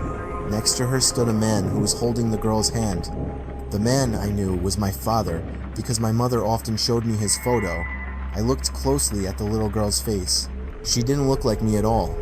Even her nose wasn't as pointed as mine. and her eyes were a bit bigger. I could only guess who the girl was. Without thinking twice, I immediately grabbed the old book right next to the photo and opened it slowly. Maybe I would find the answer there. Page after page, I opened it, but I couldn't find the answer. Until the last page, I found something that made my chest tight and also shattered. On the last piece of paper, it was written, "My dearest husband and child, may you rest in peace. I miss you both so much. May you find the most beautiful place there. Losing both of you was a hard blow for me. But after I found her, my life became more colorful. She is a beautiful and very cute child. Her age is not much different from yours. I found her in the forest near the field, all alone. Even though she is not my biological child, I will treat her as my own. I don't want to return her. I don't care if her parents are looking for her. The most important thing is that I don't want to lose my daughter again." Something like that was written in the letter. I was shocked when I read the writing on the paper, saying that I was not her biological child but an adopted child who was found in the forest. I was very angry when I found out, and I was disappointed that my mother had kept all of this a secret from me. Finally, my memory slowly recovered. Yes, I remembered everything. All the memories of my childhood were re-recorded in my brain. Finally, I found my true identity. Then I came out of my mother's room, carrying the book, while the photo I kept on the table. I couldn't believe why my mother would separate me from my parents. They must be looking for me right now. A crazy idea crossed my mind. Since my mother was still in the city, I would go back to that road where my mother found me. No wonder I had always felt that road was familiar. It was where I had lost track of my parents who were hunting prey. After I went back there and went deep into the forest, I found a deserted village, uninhabited, just like before. The buildings hadn't changed, they were just a bit dilapidated. Don't ask where the inhabitants were. They had all been eliminated by my father and mother. I walked for quite a long time, and finally, I found my childhood home, which looked untidy and had a lot of piled up cars and motorcycles not far from their house. I ran when I got closer to the house and called for my father and mother. They then came out with their eyes fixed on my arrival. Luckily, I brought my childhood photo and showed it to them. My efforts were not in vain. I was sure they would be very surprised. "So you are my child? My lost child?" my mother asked, who still looked very young for her age. She must still be practicing her old habits. "Is it really you, dear?" my father asked, not believing, while scanning every inch of my face. "This is really our child, honey. Look, there's a birthmark on her back," my mother said, rubbing my back where the birthmark was. "Where have you been all this time? Since you've been gone, your father and I have hated humans even more." Finally, I told them the real story, and they didn't accept it. But I tried to calm them down so that the problem wouldn't get complicated. I myself also hated Susan, but I had to go back there because in this forest, there were no men I could marry and satisfy my desires with. "Now, father and mother, calm down. I have to go back to my mother, I mean Susan, because there are still things I have to finish." "But, dear, you just arrived." "Take this, Mom. I'll call you later on this phone." I gave my mother Ethan's phone to make it easier for me to communicate with them. Then I said goodbye to go home before Susan came back from the city so she wouldn't know everything I had done today. The day was getting late, and my mother would surely be home soon. I had to get there before my mother. I kept running without paying attention to the road I was taking. "There have been many changes in you after my departure years ago. Even though I was only 5 years old at that time, my memory is strong thanks to the food my father and mother served me. But that food no longer whets my appetite. Now, I only want its red water to make my face look youthful, just like my father and mother." When I arrived at the Simple House, I was disappointed because my mother had already arrived before me, and now she must be inside the house. I had to go in before my mother went into my room, and everything was exposed. Sure enough, my mother was about to enter my room. Luckily, I grabbed her shoulder, and as a result, my mother was very surprised. My mother always talked about Ethan, but I chose to change the subject so my mother wouldn't be suspicious. I pretended to ask about Cody and revealed my relationship with him. "Cody? Our neighbor? Cody? Mr. Monroe's son?" "Yes, Mom. Who else but Mr. Monroe's son? What about Cody?" "Cody wants to propose to me, Mom. He wants to marry me as soon as possible," I said enthusiastically. But my mother looked unhappy. She said that my husband Ethan would come back and sue me. I was annoyed that my mother kept talking about Ethan. Finally, I went into the room, leaving my mother thinking about her fake son-in-law. I just said that Ethan would never come back so she would think. It was so annoying. I slammed my things to get rid of my frustration. It didn't take long for Cody to officially marry me and become my husband. I thought maybe he wouldn't be like my first husband, but I was wrong. Cody was too weak for me, even weaker than Ethan. Even since the first night, I wanted to kill him because he couldn't keep up with my games in bed, but because we were still staying at his parents' house, I postponed my intention until the third day of our marriage. I decided to ask him to live at my mother's house to smooth out my plan. I deliberately didn't execute him right away. I gave him 7 days to keep up with me, just like Ethan, but it was no use. Cody never could. I was so furious that I finally killed him that night. On the 7th day of our marriage, I kept his body in my wardrobe, next to Ethan's body, or rather, the dismembered pieces of his body. The blood that seeped from the body parts, I immediately drank to make my face look youthful. For some reason, after doing all that, I was very happy, and it became an addiction for me. I wanted to do it again and again, and the day didn't wait long. The news of Cody's disappearance spread. When I was about to go to the market, I met some nosy women who liked to meddle in other people's lives. Cody's disappearance did not escape their ears. In fact, they deliberately insulted me and laughed at me. I returned their insults and then walked away from them. That night, after making sure their husbands were no longer at home, I immediately dragged them one by one and took out the organs of those women while they were still alive. I didn't forget to tear up their faces. Their eyes were bulging and their tongues were sticking out. I watched them one by one die with their faces no longer recognizable, so they would know how it feels and stop meddling in my life. Then I placed the bodies of those women in front of their respective houses. A month passed, and the murder case was investigated, but no results were found. Of course, I had done it well. I also killed one old woman. She was my former mother-in-law from my first husband, Ethan. Let her meet her son in hell. We returned to the previous story. Susan murmured for help from Alex and Helen. Her eyes kept staring at the doorknob, making sure it wasn't open from the outside, but her hopes were in vain. Slowly, the doorknob turned, and the expression that was originally fearful now turned into tears of happiness because the ones who opened the door were Helen and Alex. She hugged Alex and Helen. "And Martha is looking for us," Helen said softly, her voice heavy. "They're looking for us." "So Scarlett and Martha are." Susan's question was cut short because Alex put his index finger to his lips, a sign that they had to be quiet and not talk anymore. "Let's get out of here." "Come on, Mom, hurry, let's get out of here." Just as they were about to leave the room, a voice from outside was heard, very angry. "Damn it, they escaped!" Jedediah shouted, throwing a machete at the window, shattering it, creating an even more tense atmosphere. Scarlett shouted, "What's wrong, Dad?" "Your fake son-in-law escaped. I don't know where else to look for them all," Jedediah said, looking away and then directly at Alex, Helen, and Susan's hiding place. "Why, Mom?" Scarlett asked, suddenly arriving with a rotten deer carcass. "Why bring that rotten deer carcass?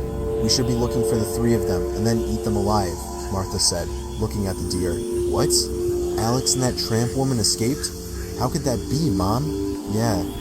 How did you guys let them escape?" "Oh, I don't know. Let's just look for them together. If we get them back, we won't show them any mercy," Jedediah said, clenching his fists. He looked very angry and emotional because all his meals had escaped. Meanwhile, in the small room in front of him, their breaths were ragged. Susan and Helen seemed to be short of oxygen. Plus, the room was dusty and stuffy. "Look for them in all the rooms. Don't miss any. I'm sure they're still around here," Jedediah ordered his daughter and wife. Alex's heart pounded after hearing Jedediah's instructions. He looked at Helen and Susan while burying his head. Alex sharpened his hearing. He pressed his ear against the door, but he no longer heard any sound or their footsteps. "Let me go out, Alex," Helen said, holding Alex's hand while convincing the man. "Don't, Helen. Let me go. You and Mom wait here. When it's safe, I'll come back to you," Alex said, looking at Helen and Susan. "I don't want to die passively. At least I fought for my life," Helen said, sobbing. "Don't cry anymore. I'm sure we can get out of here." "No, Mom, we have to get out together and face them, Mom." "Okay, Mom, you should stay here. Let me and Helen go out. When it's safe, we'll come back for you." "I'm coming too. We all have to fight together." Alex opened the doorknob and stuck his head out. His eyes kept scanning the surroundings. "Let's go out. It's safe now." Slowly, don't forget to watch your surroundings." Then they walked, holding hands. Their eyes were searching for Jedediah, Martha, and Scarlet. Their footsteps had reached the main door, but from behind, a woman's voice was shouting at them. Their bodies simultaneously looked towards the voice. Their eyes widened when they saw who was chasing them. Scarlet, Susan, and Alex said, while Helen stared sharply at the woman in front of her with a murderous gaze. Her hand picked up a large stone that was near the door and ran towards Scarlet. "Die, you despicable woman," Helen shouted, raising the stone while running towards Scarlet. But Alex quickly pulled Helen's hand. Don't do that. "If you want us all to be safe," Alex said, then started running, not forgetting to hold Susan and Helen's hands. Even though it still felt painful, he no longer cared. They ran aimlessly through the dark night. Seeing this, Scarlet immediately followed them, but she realized she had nothing to knock them out with. She went back and into the house with emotions boiling over. Not wanting to let her prey escape just like that, Scarlet immediately called her father and mother. "What's wrong, Scarlet?" "Yes, dear, what is it?" "They've left here, Mom. They ran in that direction. Let's chase them." "Don't worry, my child. They'll never be able to get out of this forest and village." "Yes, my child. You just calm down. Now go get our hunting gear. We'll start the game." It didn't take long for Scarlet to return from inside, carrying a bow and a rifle, and handed them to her father and mother. Meanwhile, she herself tucked a small knife into her pants pocket. The three of them then ran, following the footsteps of their prey, Alex, Helen, and Susan. "Yes, Mom, we're tired too, but at least we have to get out of this forest first." "Yes, Mom, let's go from here. I'll carry you." Alex immediately lifted Susan onto his back and urged Helen to run. He winced slightly because his wound was bleeding. He clenched his fist and swung it in the air, a sign of encouragement for Alex. Then, they ran again. Meanwhile, Scarlet, her father, and her mother split up to find Alex's whereabouts. They occasionally fired a bullet at a tree as a warning. "I heard a gunshot from that tree over there," Helen said, pointing to a tall, towering tree that had a bullet mark on it. "Yeah, I heard it too." "Now we have to be careful," Alex answered, lowering Susan from his back. "I'm sorry, Helen, for bringing you into my problem." "No, Alex. I also feel like I have to fight in this situation because I have to avenge the deaths of my aunt and cousin." "Alright, let's run again." Alex returned and held Susan's hand, followed by Helen from behind. They never stopped running, but they still couldn't find the main road of the village until their legs felt weak and they had no more energy. "Let's rest here for tonight. We'll continue tomorrow," Alex said. They stopped at a very shady tree, and under it were many dry, falling leaves. "I hope it's safe, Mom, so our energy will be restored, and we can run again tomorrow." "I have to, Alex." "Yes, you guys wait here. I'll look for water around here." Alex got up from his seat, but his hand was immediately held by Helen. "Don't, Alex. I don't want us to be separated again. Let's just sleep first. I'm sure tomorrow the thirst won't be as bad." Helen was afraid of being separated again. For some reason, she felt comfortable around Alex. "Just rest. Besides, you're very tired too, right?" Susan immediately lay down on the leaves, followed by Helen and Alex. Slowly, their eyes closed to welcome their respective dreams. Their hands held each other so as not to be separated. In the middle of their sleep, a gunshot was so loud that Helen woke up from her sleep. The second gunshot was also very loud and very close to where they were resting. "Alex, wake up, Mom. They're close." Helen woke Alex and Susan with trembling hands. "Oh my God, Helen, are you okay?" "I'm fine, Alex. Wake Mom up, Alex. We have to go now." "Mom, wake up. We have to go now, Mom." Alex patted Susan's cheek. Without waiting long, Susan immediately woke up from her sleep. She looked at Alex and Helen. "Let's go, Mom. We have to go now." Then they ran again without caring about the sleepiness and thirst that plagued them, but there was no sense of despair for them to face reality. The next gunshot was now heard in their ears, and it was very close. Asterisk. Bang! Asterisk. Alex's eyes widened when he saw who was shot. "Helen!" Alex screamed, and Susan joined in when they saw Helen lying limp. She had been shot in the back. They immediately ran to Helen, who was struggling to breathe. "Go. Leave me here." "No, that's impossible, Helen. Whatever happens, the three of us have to get out of this forest together. How could Alex and I leave you alone here?" Susan occasionally wiped her tears, which were already flowing like a river, seeing Helen's helpless condition. For some reason, she felt so sad watching Helen. She was moved to see that face, which was sleeping in pain. For a moment, she remembered her daughter who had died in an accident with her beloved husband. Even though she herself had never seen the bodies of the two people she loved most, she pushed all those feelings aside because for her it was impossible, even though her heart said it was true. Go, save yourselves. Let me be here, and please tell my uncle what really happened. Helen pleaded again. Let her meet her end. Maybe that would be better for her. No, Helen, no, I'll help you. Alex, please carry Helen. Yes, Mom, I'll carry her. Alex nodded his head firmly, but first he bandaged the gunshot wound on Helen's back so that the blood would no longer seep out. Then, with a swift hand, Alex lifted Helen's weak body. Her face was pale, and her gaze was lifeless. Then they walked again, through the dark night in the middle of the forest, with slightly slow steps because the weight on his back was really draining Alex's energy. They had already exerted a lot of energy. They had to walk until they didn't realize the presence of Scarlett and her parents in front of them. Alex was very surprised and didn't know what to do, while Susan was very scared to see the faces that seemed to be smiling menacingly from their lips. Now, where do you want to run, honey? Scarlett was ready with her machete. Scarlett, what should we do with people like this, dear? They dared to play with us, said Martha, Scarlett's mother. I think making our faces look younger would be better. Jedediah seemed to have prepared his plan to drink their blood as a condition for eternal youth. Alex was very angry to see Scarlett's and her parents' treatment of them. He placed Helen under a tree and told Susan to stay with her and guard Helen. If you're brave, then come forward and fight with your bare hands. Don't gang up and use weapons. Alex asked them to fight him without using weapons. You seem very brave, you damn kid. Jedediah immediately put down his rifle. Come on, face me now. Don't just gang up, you coward. Jedediah immediately threw a punch right at Alex's face, but Alex immediately blocked Jedediah's hand and twisted it behind his back. Meanwhile, Susan watched them with hopeful anxiety, while shaking Helen's body, who was still unconscious. She was very worried that Helen was no longer breathing. Every minute, she checked Helen's pulse. Susan was grateful that the pulse was still there. Meanwhile, Scarlett and her mother were focused on watching the fierce fight between their father and husband. Alex kept throwing punches at Jedediah, making Jedediah lose his balance. Feeling that he was losing, Jedediah cheated. He immediately reached for the machete, tucked into his clothes. Just stab him, Dad. Don't think anymore. I'm so hungry, Scarlett and Martha said, supporting Jedediah. Susan, who was still busy watching Helen, was immediately shocked to see Jedediah, who was about to stab Alex's neck. She immediately got up from her seat and thought about what she should do. Susan's eyes suddenly lit up when she saw the rifle lying on the ground, with no one picking it up. She immediately ran to get the object and shot it right at Jedediah's stomach.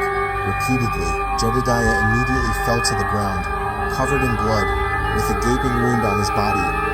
All of you, Susan said, pointing the weapon right at Scarlett's and her mother's faces. Don't, Mom, Scarlett begs you. I regret it, Mom. Scarlett immediately burst into crocodile tears to deceive her adoptive mother. Yes, ma'am, we're all lost. Forgive us, Martha added, immediately prostrating herself at Susan's feet. Slowly, Martha's hand immediately grabbed the machete that Jedediah had used earlier without Susan knowing. Alex, who realized it, immediately took over the rifle and shot it at Martha. He fired the rifle 3 times, right at Martha's head. Martha's body immediately collapsed to the ground with her eyes wide open. Now, it was only Scarlett who hadn't had her turn. Seeing this, Scarlett immediately ran towards Helen, who was still unconscious from her faints. If I have to die, then this woman must die too. Scarlett immediately pointed her machete at Helen's stomach. Susan and Alex immediately turned their bodies to see Scarlett, who was now near Helen and holding a machete in her hands. Don't do it, Scarlett. Don't do it. What? Don't? You killed my parents, so you all have to accept the consequences. We'll die together, Scarlett said again. She immediately raised the machete as high as she could, along with her scream. Alex accidentally fired the rifle right at Scarlett's waist. Scarlett, who was still raising her machete, immediately fell to the ground, covered in blood. Alex immediately approached Scarlett, not forgetting to remove the machete from Scarlett's hand first. Then he sat down and held Scarlet, who was already helpless. "I'm sorry, honey. I'm sorry." Those were the only words that came from Scarlet's lips. "Why did you do all this, Scarlet?" Alex trembled. All his clothes were covered in blood from the gunshot wound in Scarlet's waist. Scarlet could no longer speak. Her breath slowly faded. "Scarlet." Alex shook Scarlet's body, but Scarlet no longer responded. "Scarlet, Scarlet, wake up, dear, wake up." Susan immediately approached Scarlet's body. "Wait, let me check." Alex immediately fumbled for Scarlet's pulse, but it was no longer beating. "Scarlet is dead, Mom." "Scarlet is dead," Alex said weakly. He glanced at Helen, who was still unconscious. A fear of loss suddenly gripped his soul. He hurriedly placed Scarlet on Susan's lap and immediately checked Helen's pulse. And thank God it was still beating. "Mom, now, where do we take their bodies?" "There's a machete. Just dig a hole in the ground. We'll bury them in one hole." "Make it spacious," Susan said, a little calm. Her heart was dead to compassion for these inhuman people. "All right, Mom, I'll dig it quickly." Then Alex took the machete and started digging a hole for his wife and his two in-laws. He felt no sadness, no tears on his face. Everything was replaced by a deep disappointment.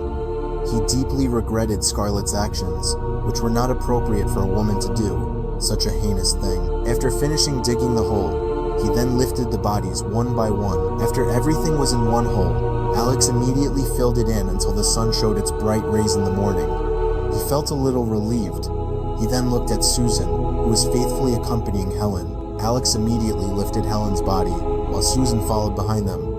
The plastic bag containing the body of Helen's aunt was gone because it had been forgotten at Scarlet's parents' house.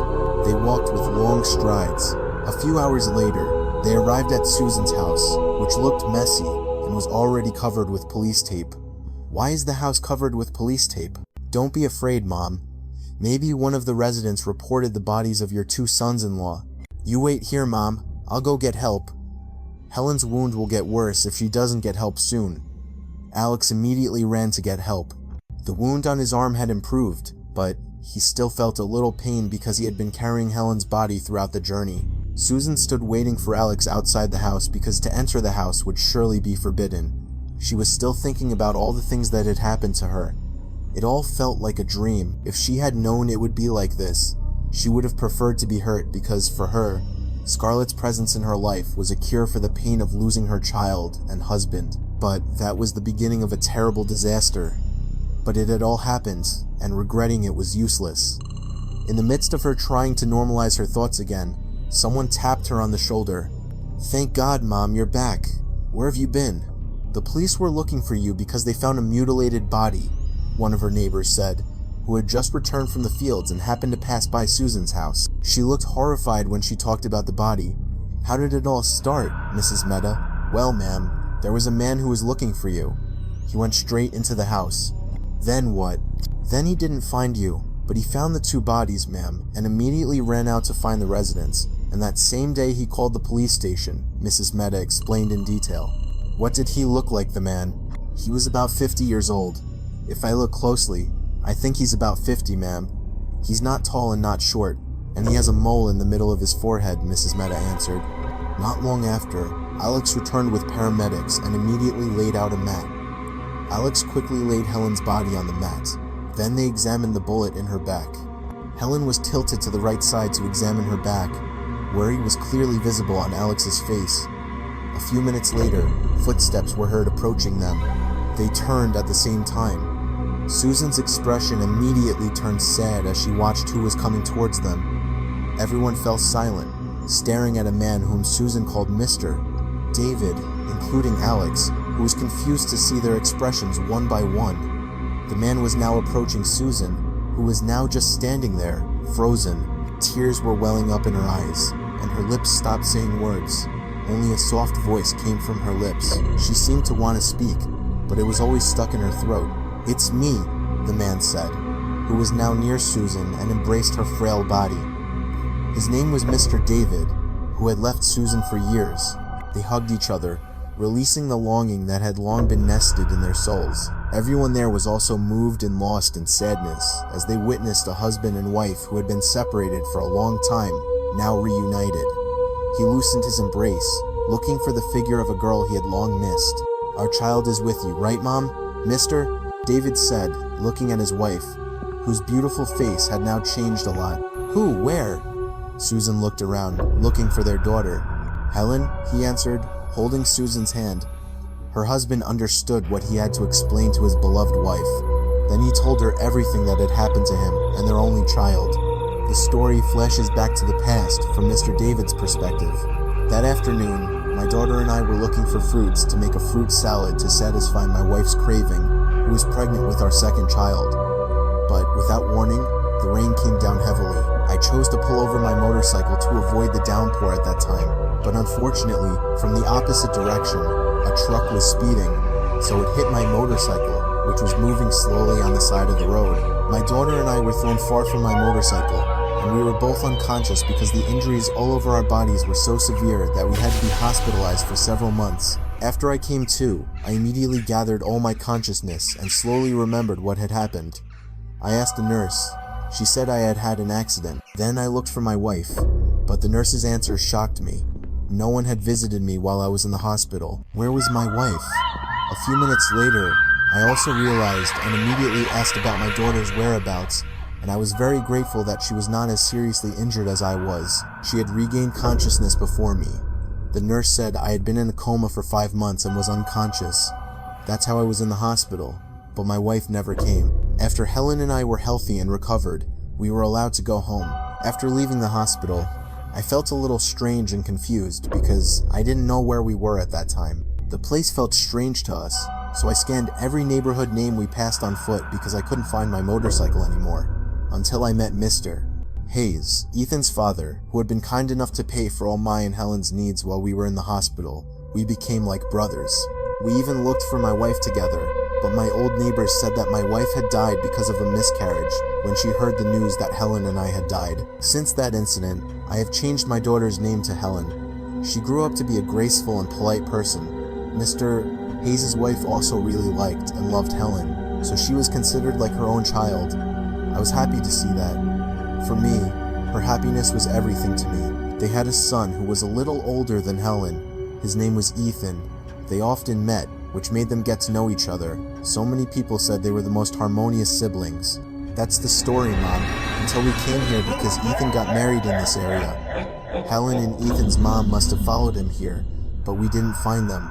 Instead, I found your photo in that house, and my photo and Helen's when she was little, Mr. David said, pointing to Susan's house. So, Susan stammered. She was trying to process everything that had happened. We already know everything from Meta. Mr. David pointed to Mrs. Meta, while Mrs. Meta responded with a nod. Susan briefly glanced at Mr. Hayes' face, who was looking at her with hope for his wife's whereabouts. "Your wife and son have been killed by my adopted daughter," Susan said, defeated. "What? So not only Ethan, but my wife too?" Mr. Hayes finally spoke because he was shocked. Apparently, he didn't know about his wife's death. "How could we not know, ma'am? We were the ones who found the body with the help of the residents and immediately contacted the police station," Mr. David answered. Mr. Hayes could no longer hold back his tears. Finally, he cried, sobbing, looking at the grass. He couldn't believe that the terrible incident had happened to his wife and son. If he had known, he would never have allowed his wife to go that day under the pretext of playing at a friend's house. Asterisk, stupid. So stupid. Asterisk. He kept cursing himself. They were silent for a long time, which made Alex confused about it all. "So, this is Alex, the third husband of Scarlett?" "Yes." "And who is this, Mom?" Mr. David asked, approaching Alex and Susan. His hand pointed to Alex. Susan pulled her husband's hand to introduce him to Alex. Alex also offered his hand. "Alex." "David," Mr. David said, accepting the handshake from Alex. Not long after, a soft voice from Helen's lips was heard. Meanwhile, Mrs. Meta immediately excused herself, and Mr. Hayes himself was the first to approach Helen. "Dad." "Helen." Mr. Hayes immediately glanced at Mr. David, who was now also approaching Helen, followed by Susan and Alex. Mr. Hayes immediately stepped back, letting Helen's parents meet their daughter. Meanwhile, Alex stood in line, watching the family hug each other, releasing their longing. "Do you know Susan, Mom?" Helen then asked after loosening her embrace. "Not only do I know her, but I know her inside and out." A smile bloomed on Mr. David's lips, indicating the happiness on his face. "And you too?" Helen asked again to Susan. "I know him very well, even you." Susan could no longer hold back her tears.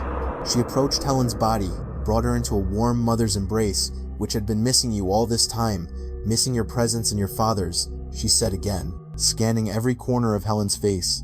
"Is that true, Dad? Is what Mom said true?" Her eyes radiated immense happiness when Helen asked her father to confirm about Susan. Then Mr. David approached and also cried in front of Helen and Susan, his wife. "She's the mother we've been looking for," Mr. David answered, tears flowing freely. The three of them hugged each other in silence. Occasionally, the sound of their sobs was very moving. Meanwhile, Mr. Hayes, Alex, and the paramedic just watched with emotion. "David," Mr. Hayes said, approaching Mr. David. Then Mr. Hayes approached and immediately hugged Mr. David. Helen also hugged Mr. Hayes from behind. She was very sad because she had not been able to bring her aunt, even if it was just her body. "Thank you, sir." Susan approached Mr. Hayes. "Thank you for saving my child and husband, for treating them well, even in the best way. I'm sorry, I couldn't save your child and wife, sir." "Yes, it's all happened. If I may ask, where is my wife's body?" Mr. Hayes asked Susan. "Let me explain, Uncle." Helen got up from her seat. "Don't, honey, don't stand up yet. You're still sick," Mr. Hayes said. He really loved Helen. "Speak, honey." And, "I'm sorry, Helen couldn't bring Aunt to face Uncle." Helen regretted not bringing her aunt's body here, and again, Helen's tears slowly fell, wetting her beautiful face. "Yes, honey, let Uncle go and get Aunt's body. Aunt's body is just like Brother Ethan's." Helen immediately stood up and hugged Mr. Hayes' body. She cried on the man's chest while cursing herself. Mr. Hayes immediately fell to the ground as if his leg bones could no longer support the weight of his body. He was very weak, his face was pale. Then, the paramedic immediately laid him down on Helen's stretcher. "It seems this gentleman has a weak heart. It's best not to talk about bad things in front of him," the paramedic said. Then his hand deftly rubbed Mr. Hayes' chest, which was tight. Helen cried again because she felt guilty for what had happened. Mr. David and Susan, as well as Alex, immediately approached Mr. Hayes, who was lying weak, holding his left chest, which was tight. "Excuse me, miss, it's better if this gentleman is put on an IV, Alex said to the paramedic. "What if we look for temporary housing until the police finish investigating this case, so that Mr. Hayes can also recover?" Mr. David said, looking at Susan. Then he asked Alex to rent the house near the hill, the place where Alex and Scarlett had stayed, and there for a while until this case was over, because Mr. Hayes also needed help. After everyone had finished arranging the house for their temporary residence, and also taking care of Mr. Hayes, they now took turns showering to feel fresh and energetic again. "Where is Diana's body?" Mr. David asked Susan after they had finished showering, and were sitting on the porch of the minimalist house. Alex and Helen were still accompanying Mr. Hayes, who was still weak to even stand. Helen deftly fed a bowl of porridge to Mr. Hayes. For a moment, her eyes met Alex's, making her flustered. "Is your back not hurting anymore?" Alex asked Helen, because he noticed Helen didn't complain of any pain after her wound was bandaged. "It hurts, Alex, but just a little," she answered, smiling, which made her face look even sweeter. Alex was so captivated by Helen's smile, as if she was the only one who could charm him. Meanwhile, on the front porch, Susan was explaining everything that had happened to them, including the body of Ethan's mother, which had been forgotten in the village in the forest. "How could that be? Did you take that child from her parents so they got angry?" Mr. David asked. He couldn't wait for his wife's answer. "I was frustrated, honey. I had lost you and our child. But I accidentally found that child on the edge of the forest," Susan answered her husband. "Mr. David, at that time, I had the intention to take her home and raise her. It turns out this is my reward." Susan was very devastated when she remembered all the memories of Scarlett with her. She truly loved Scarlett, but Scarlett inherited the cruel and torturous nature of her father and mother towards other humans, so the motherly feeling in Susan no longer applied to Scarlett. "Forget it all. I and our child are here with you," Mr. David said, hugging Susan to calm his wife's anxiety. He really enjoyed the hug after so many years of not feeling it. Now he could feel it again. He loosened his embrace to ask about their second child, who Susan was pregnant with, before the tragic incident that befell him and Helen. "Oh, yeah, honey, where's the child you were carrying? He must be grown up now, mister." David's eyes lit up as he looked for his second child, but Susan looked down, dejected. She didn't know how to tell her husband.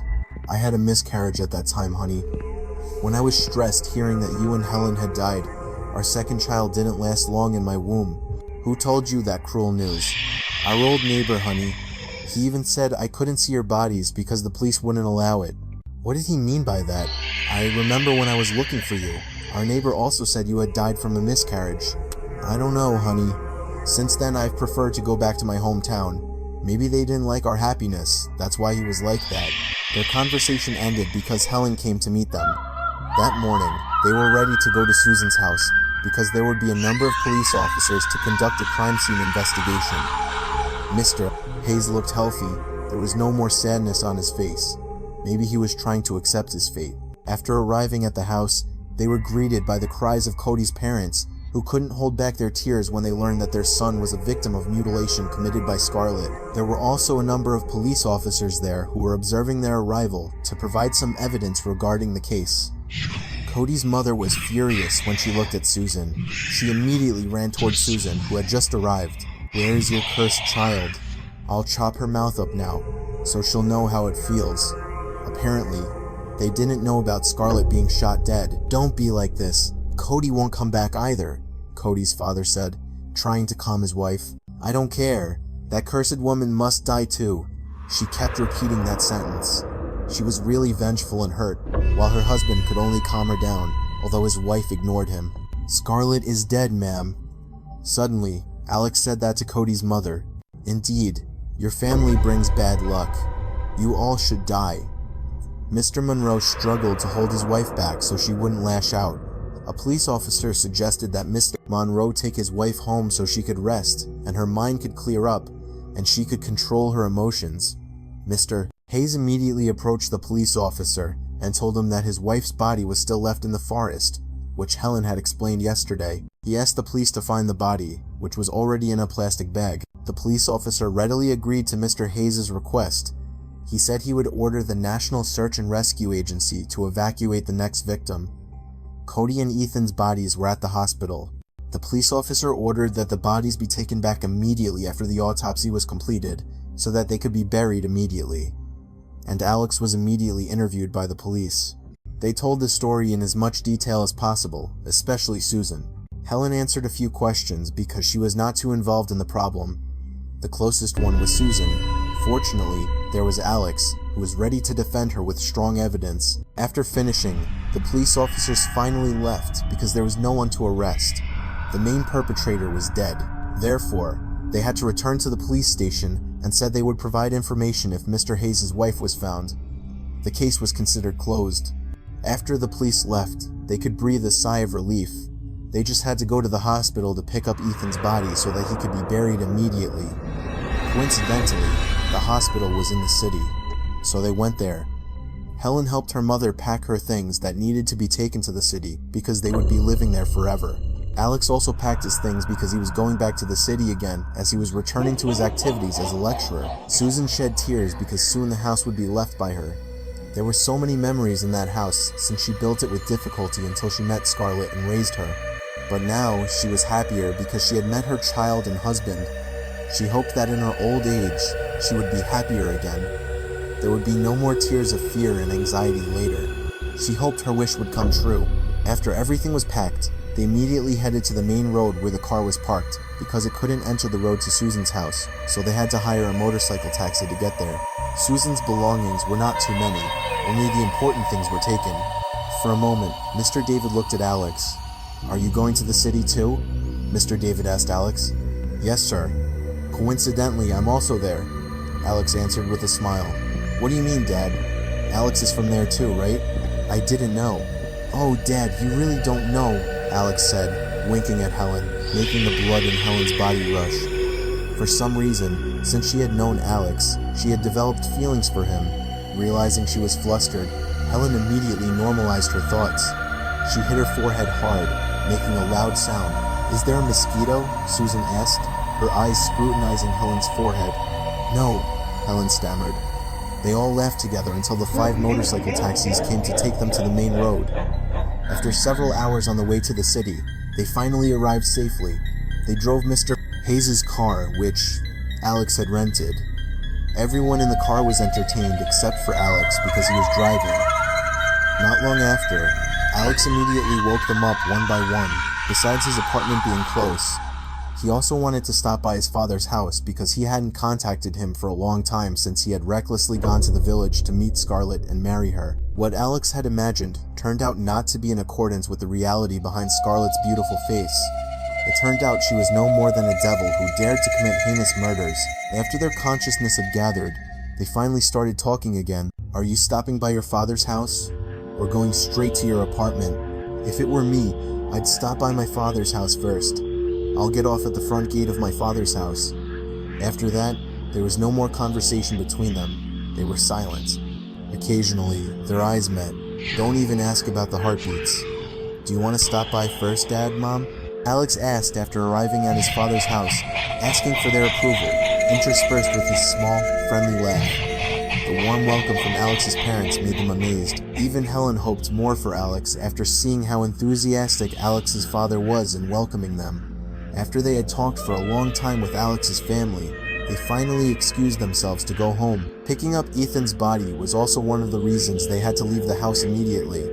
On the way home, Mr. Hayes received a phone call from the police station that his wife's body parts had been found by the search and rescue team and would be brought home to the city to the hospital for examination. Thank God. Finally, Mr. Hayes' face was so cheerful compared to before. "Has Diana's body been found, honey?" "Yes, it's been taken to the hospital by the search and rescue team," but a tear flowed from his eyes. It was undeniable that Mr. Hayes had now lost 2 people he loved in his life at once. "I'm sorry, honey." Susan couldn't bear to see the man's tears wetting his old face. "This is not your fault at all. It has nothing to do with it. I think this is all my destiny," Mr. Hayes explained, so that Susan would not always blame herself. After all, Susan had never asked for all of this. The incident had come to her, sacrificing her entire life for the wrong person. Her husband, Mr. David, could only calm his wife while driving. Helen herself was sleeping on Susan's lap. "It's no wonder I thought you were my child," Susan murmured, her hand stroking Helen's head and face. After arriving at the hospital, it turned out that they met Cody's parents again. Mr. Monroe and his wife were crying over Cody's dismembered body. Not a single word came from their lips. Only a full glare was given by Cody's mother. She occasionally glared at Susan when their eyes accidentally met. After all their business was finished, including burying Ethan's and his mother's bodies, they returned to their respective homes. Meanwhile, Mr. Hayes had to get used to living alone from that night on. A week had passed. During that time, Alex and Helen had not met again. Sometimes there was a sense of longing that came to their hearts, but they were unable to express their feelings for each other because there was nothing to connect them. There was no phone number. Mr. David and Susan were enjoying their happy times, reminiscing about the past, so that the happy meeting that was actually between them no longer had any hope of being met again because it was something that was no longer possible. But today, their pessimistic thoughts became proof that no human being can predict what will happen in the future. The neighbor who had made the false gossip had been imprisoned by Mr. David because he did not accept the commendable act that had separated his family. It turned out that she was Mrs. Linda, who also liked Mr. David, but Mr. David did not like her at all. Again and again, Helen was neat. Her natural makeup added to the beautiful impression on her face. She planned to visit Alex's father's house to ask for Alex's apartment address because the longing was unbearable. There were many things that made her fall in love with Alex, so Helen was unable to describe them one by one. Just one step out of her room, she already heard loud laughter and the sound of many people talking in the living room of her house. Helen recognized one of the voices of the people. With a confident step, she immediately headed to the living room to see who had visited in the morning. Helen really didn't expect to see the person she had missed in front of her eyes, and who was now looking at her with love. "The one we've been waiting for," Mr. Hayes pointed to Helen. "Here," Mr. David said with his neat clothes, inviting Helen to sit next to him. "Yes, honey." "Come here and sit," Susan added, who was no less neat than her husband. Helen then nodded her head while approaching and sitting between her father and mother. "The purpose of our visit here," Alex's father said, hanging his sentence. "Let me explain." Then Mr. Hayes called Alex to start their warm conversation. Alex didn't understand why his father had taken him out so early in the morning. He didn't want to ask many questions. He didn't expect his father to take him to the house of the girl he had been longing for so much. "Okay, David, ma'am. Mr. Setyo's purpose here is to propose to my father and to Alex, Mr. Hayes said with his trademark smile. "So, I hope Helen will accept him because Alex loves you very much, Mr. Hayes continued. A smile spread across Alex's face. He didn't expect his father to do that for him. Helen was also very happy. She pinched her own cheek to make sure she wasn't dreaming. "If the intention is good, why should it be rejected, sir? Right, ma'am?" Mr. David asked for Susan's approval. "Finally, someone wants to marry you, dear." Susan stroked and caressed Helen's hair. Her cheeks were already streamed with warm water that came from her pair of eyes. She would be very happy if Helen, her only child, was happy. Susan did not doubt Alex's sincerity because she had known him well enough when he was Scarlett's husband. She also managed to say yes to Mr. Hayes and also Mr. David, her husband. "What do you think, honey? Do you want to?" Mr. David and Mr. Hayes asked. Helen was no longer able to say anything. Her happiness was clearly visible on her face. "I do, sir. Dad. Mom." Finally, she was able to answer. A happy smile appeared on the lips of those who were in the house. It turned out that during that week, they had planned Alex and Helen's wedding. They just didn't tell the concerned parties. It was a beautiful surprise for both of them. The proposal was accepted by Helen's side. They both put rings on each other's fingers as a sign of their love bond, and this story ends here. Thank you to all the friends who have faithfully listened to this story from the first part to the last. Thank you very much. May you all be in his protection, always healthy, always happy, always successful, always long-lived, and always have all your affairs facilitated. And thank you also to the writer who allowed us to tell this story. May you all be in good health, always successful, always long-lived, and always happy. Thank you to all the friends who have subscribed, who have commented, and I will reply to your comments one by one, and I apologize if there are any mistakes in my words. I will take my leave. Finally, peace be with you, and God's mercy and blessings, the spirit world.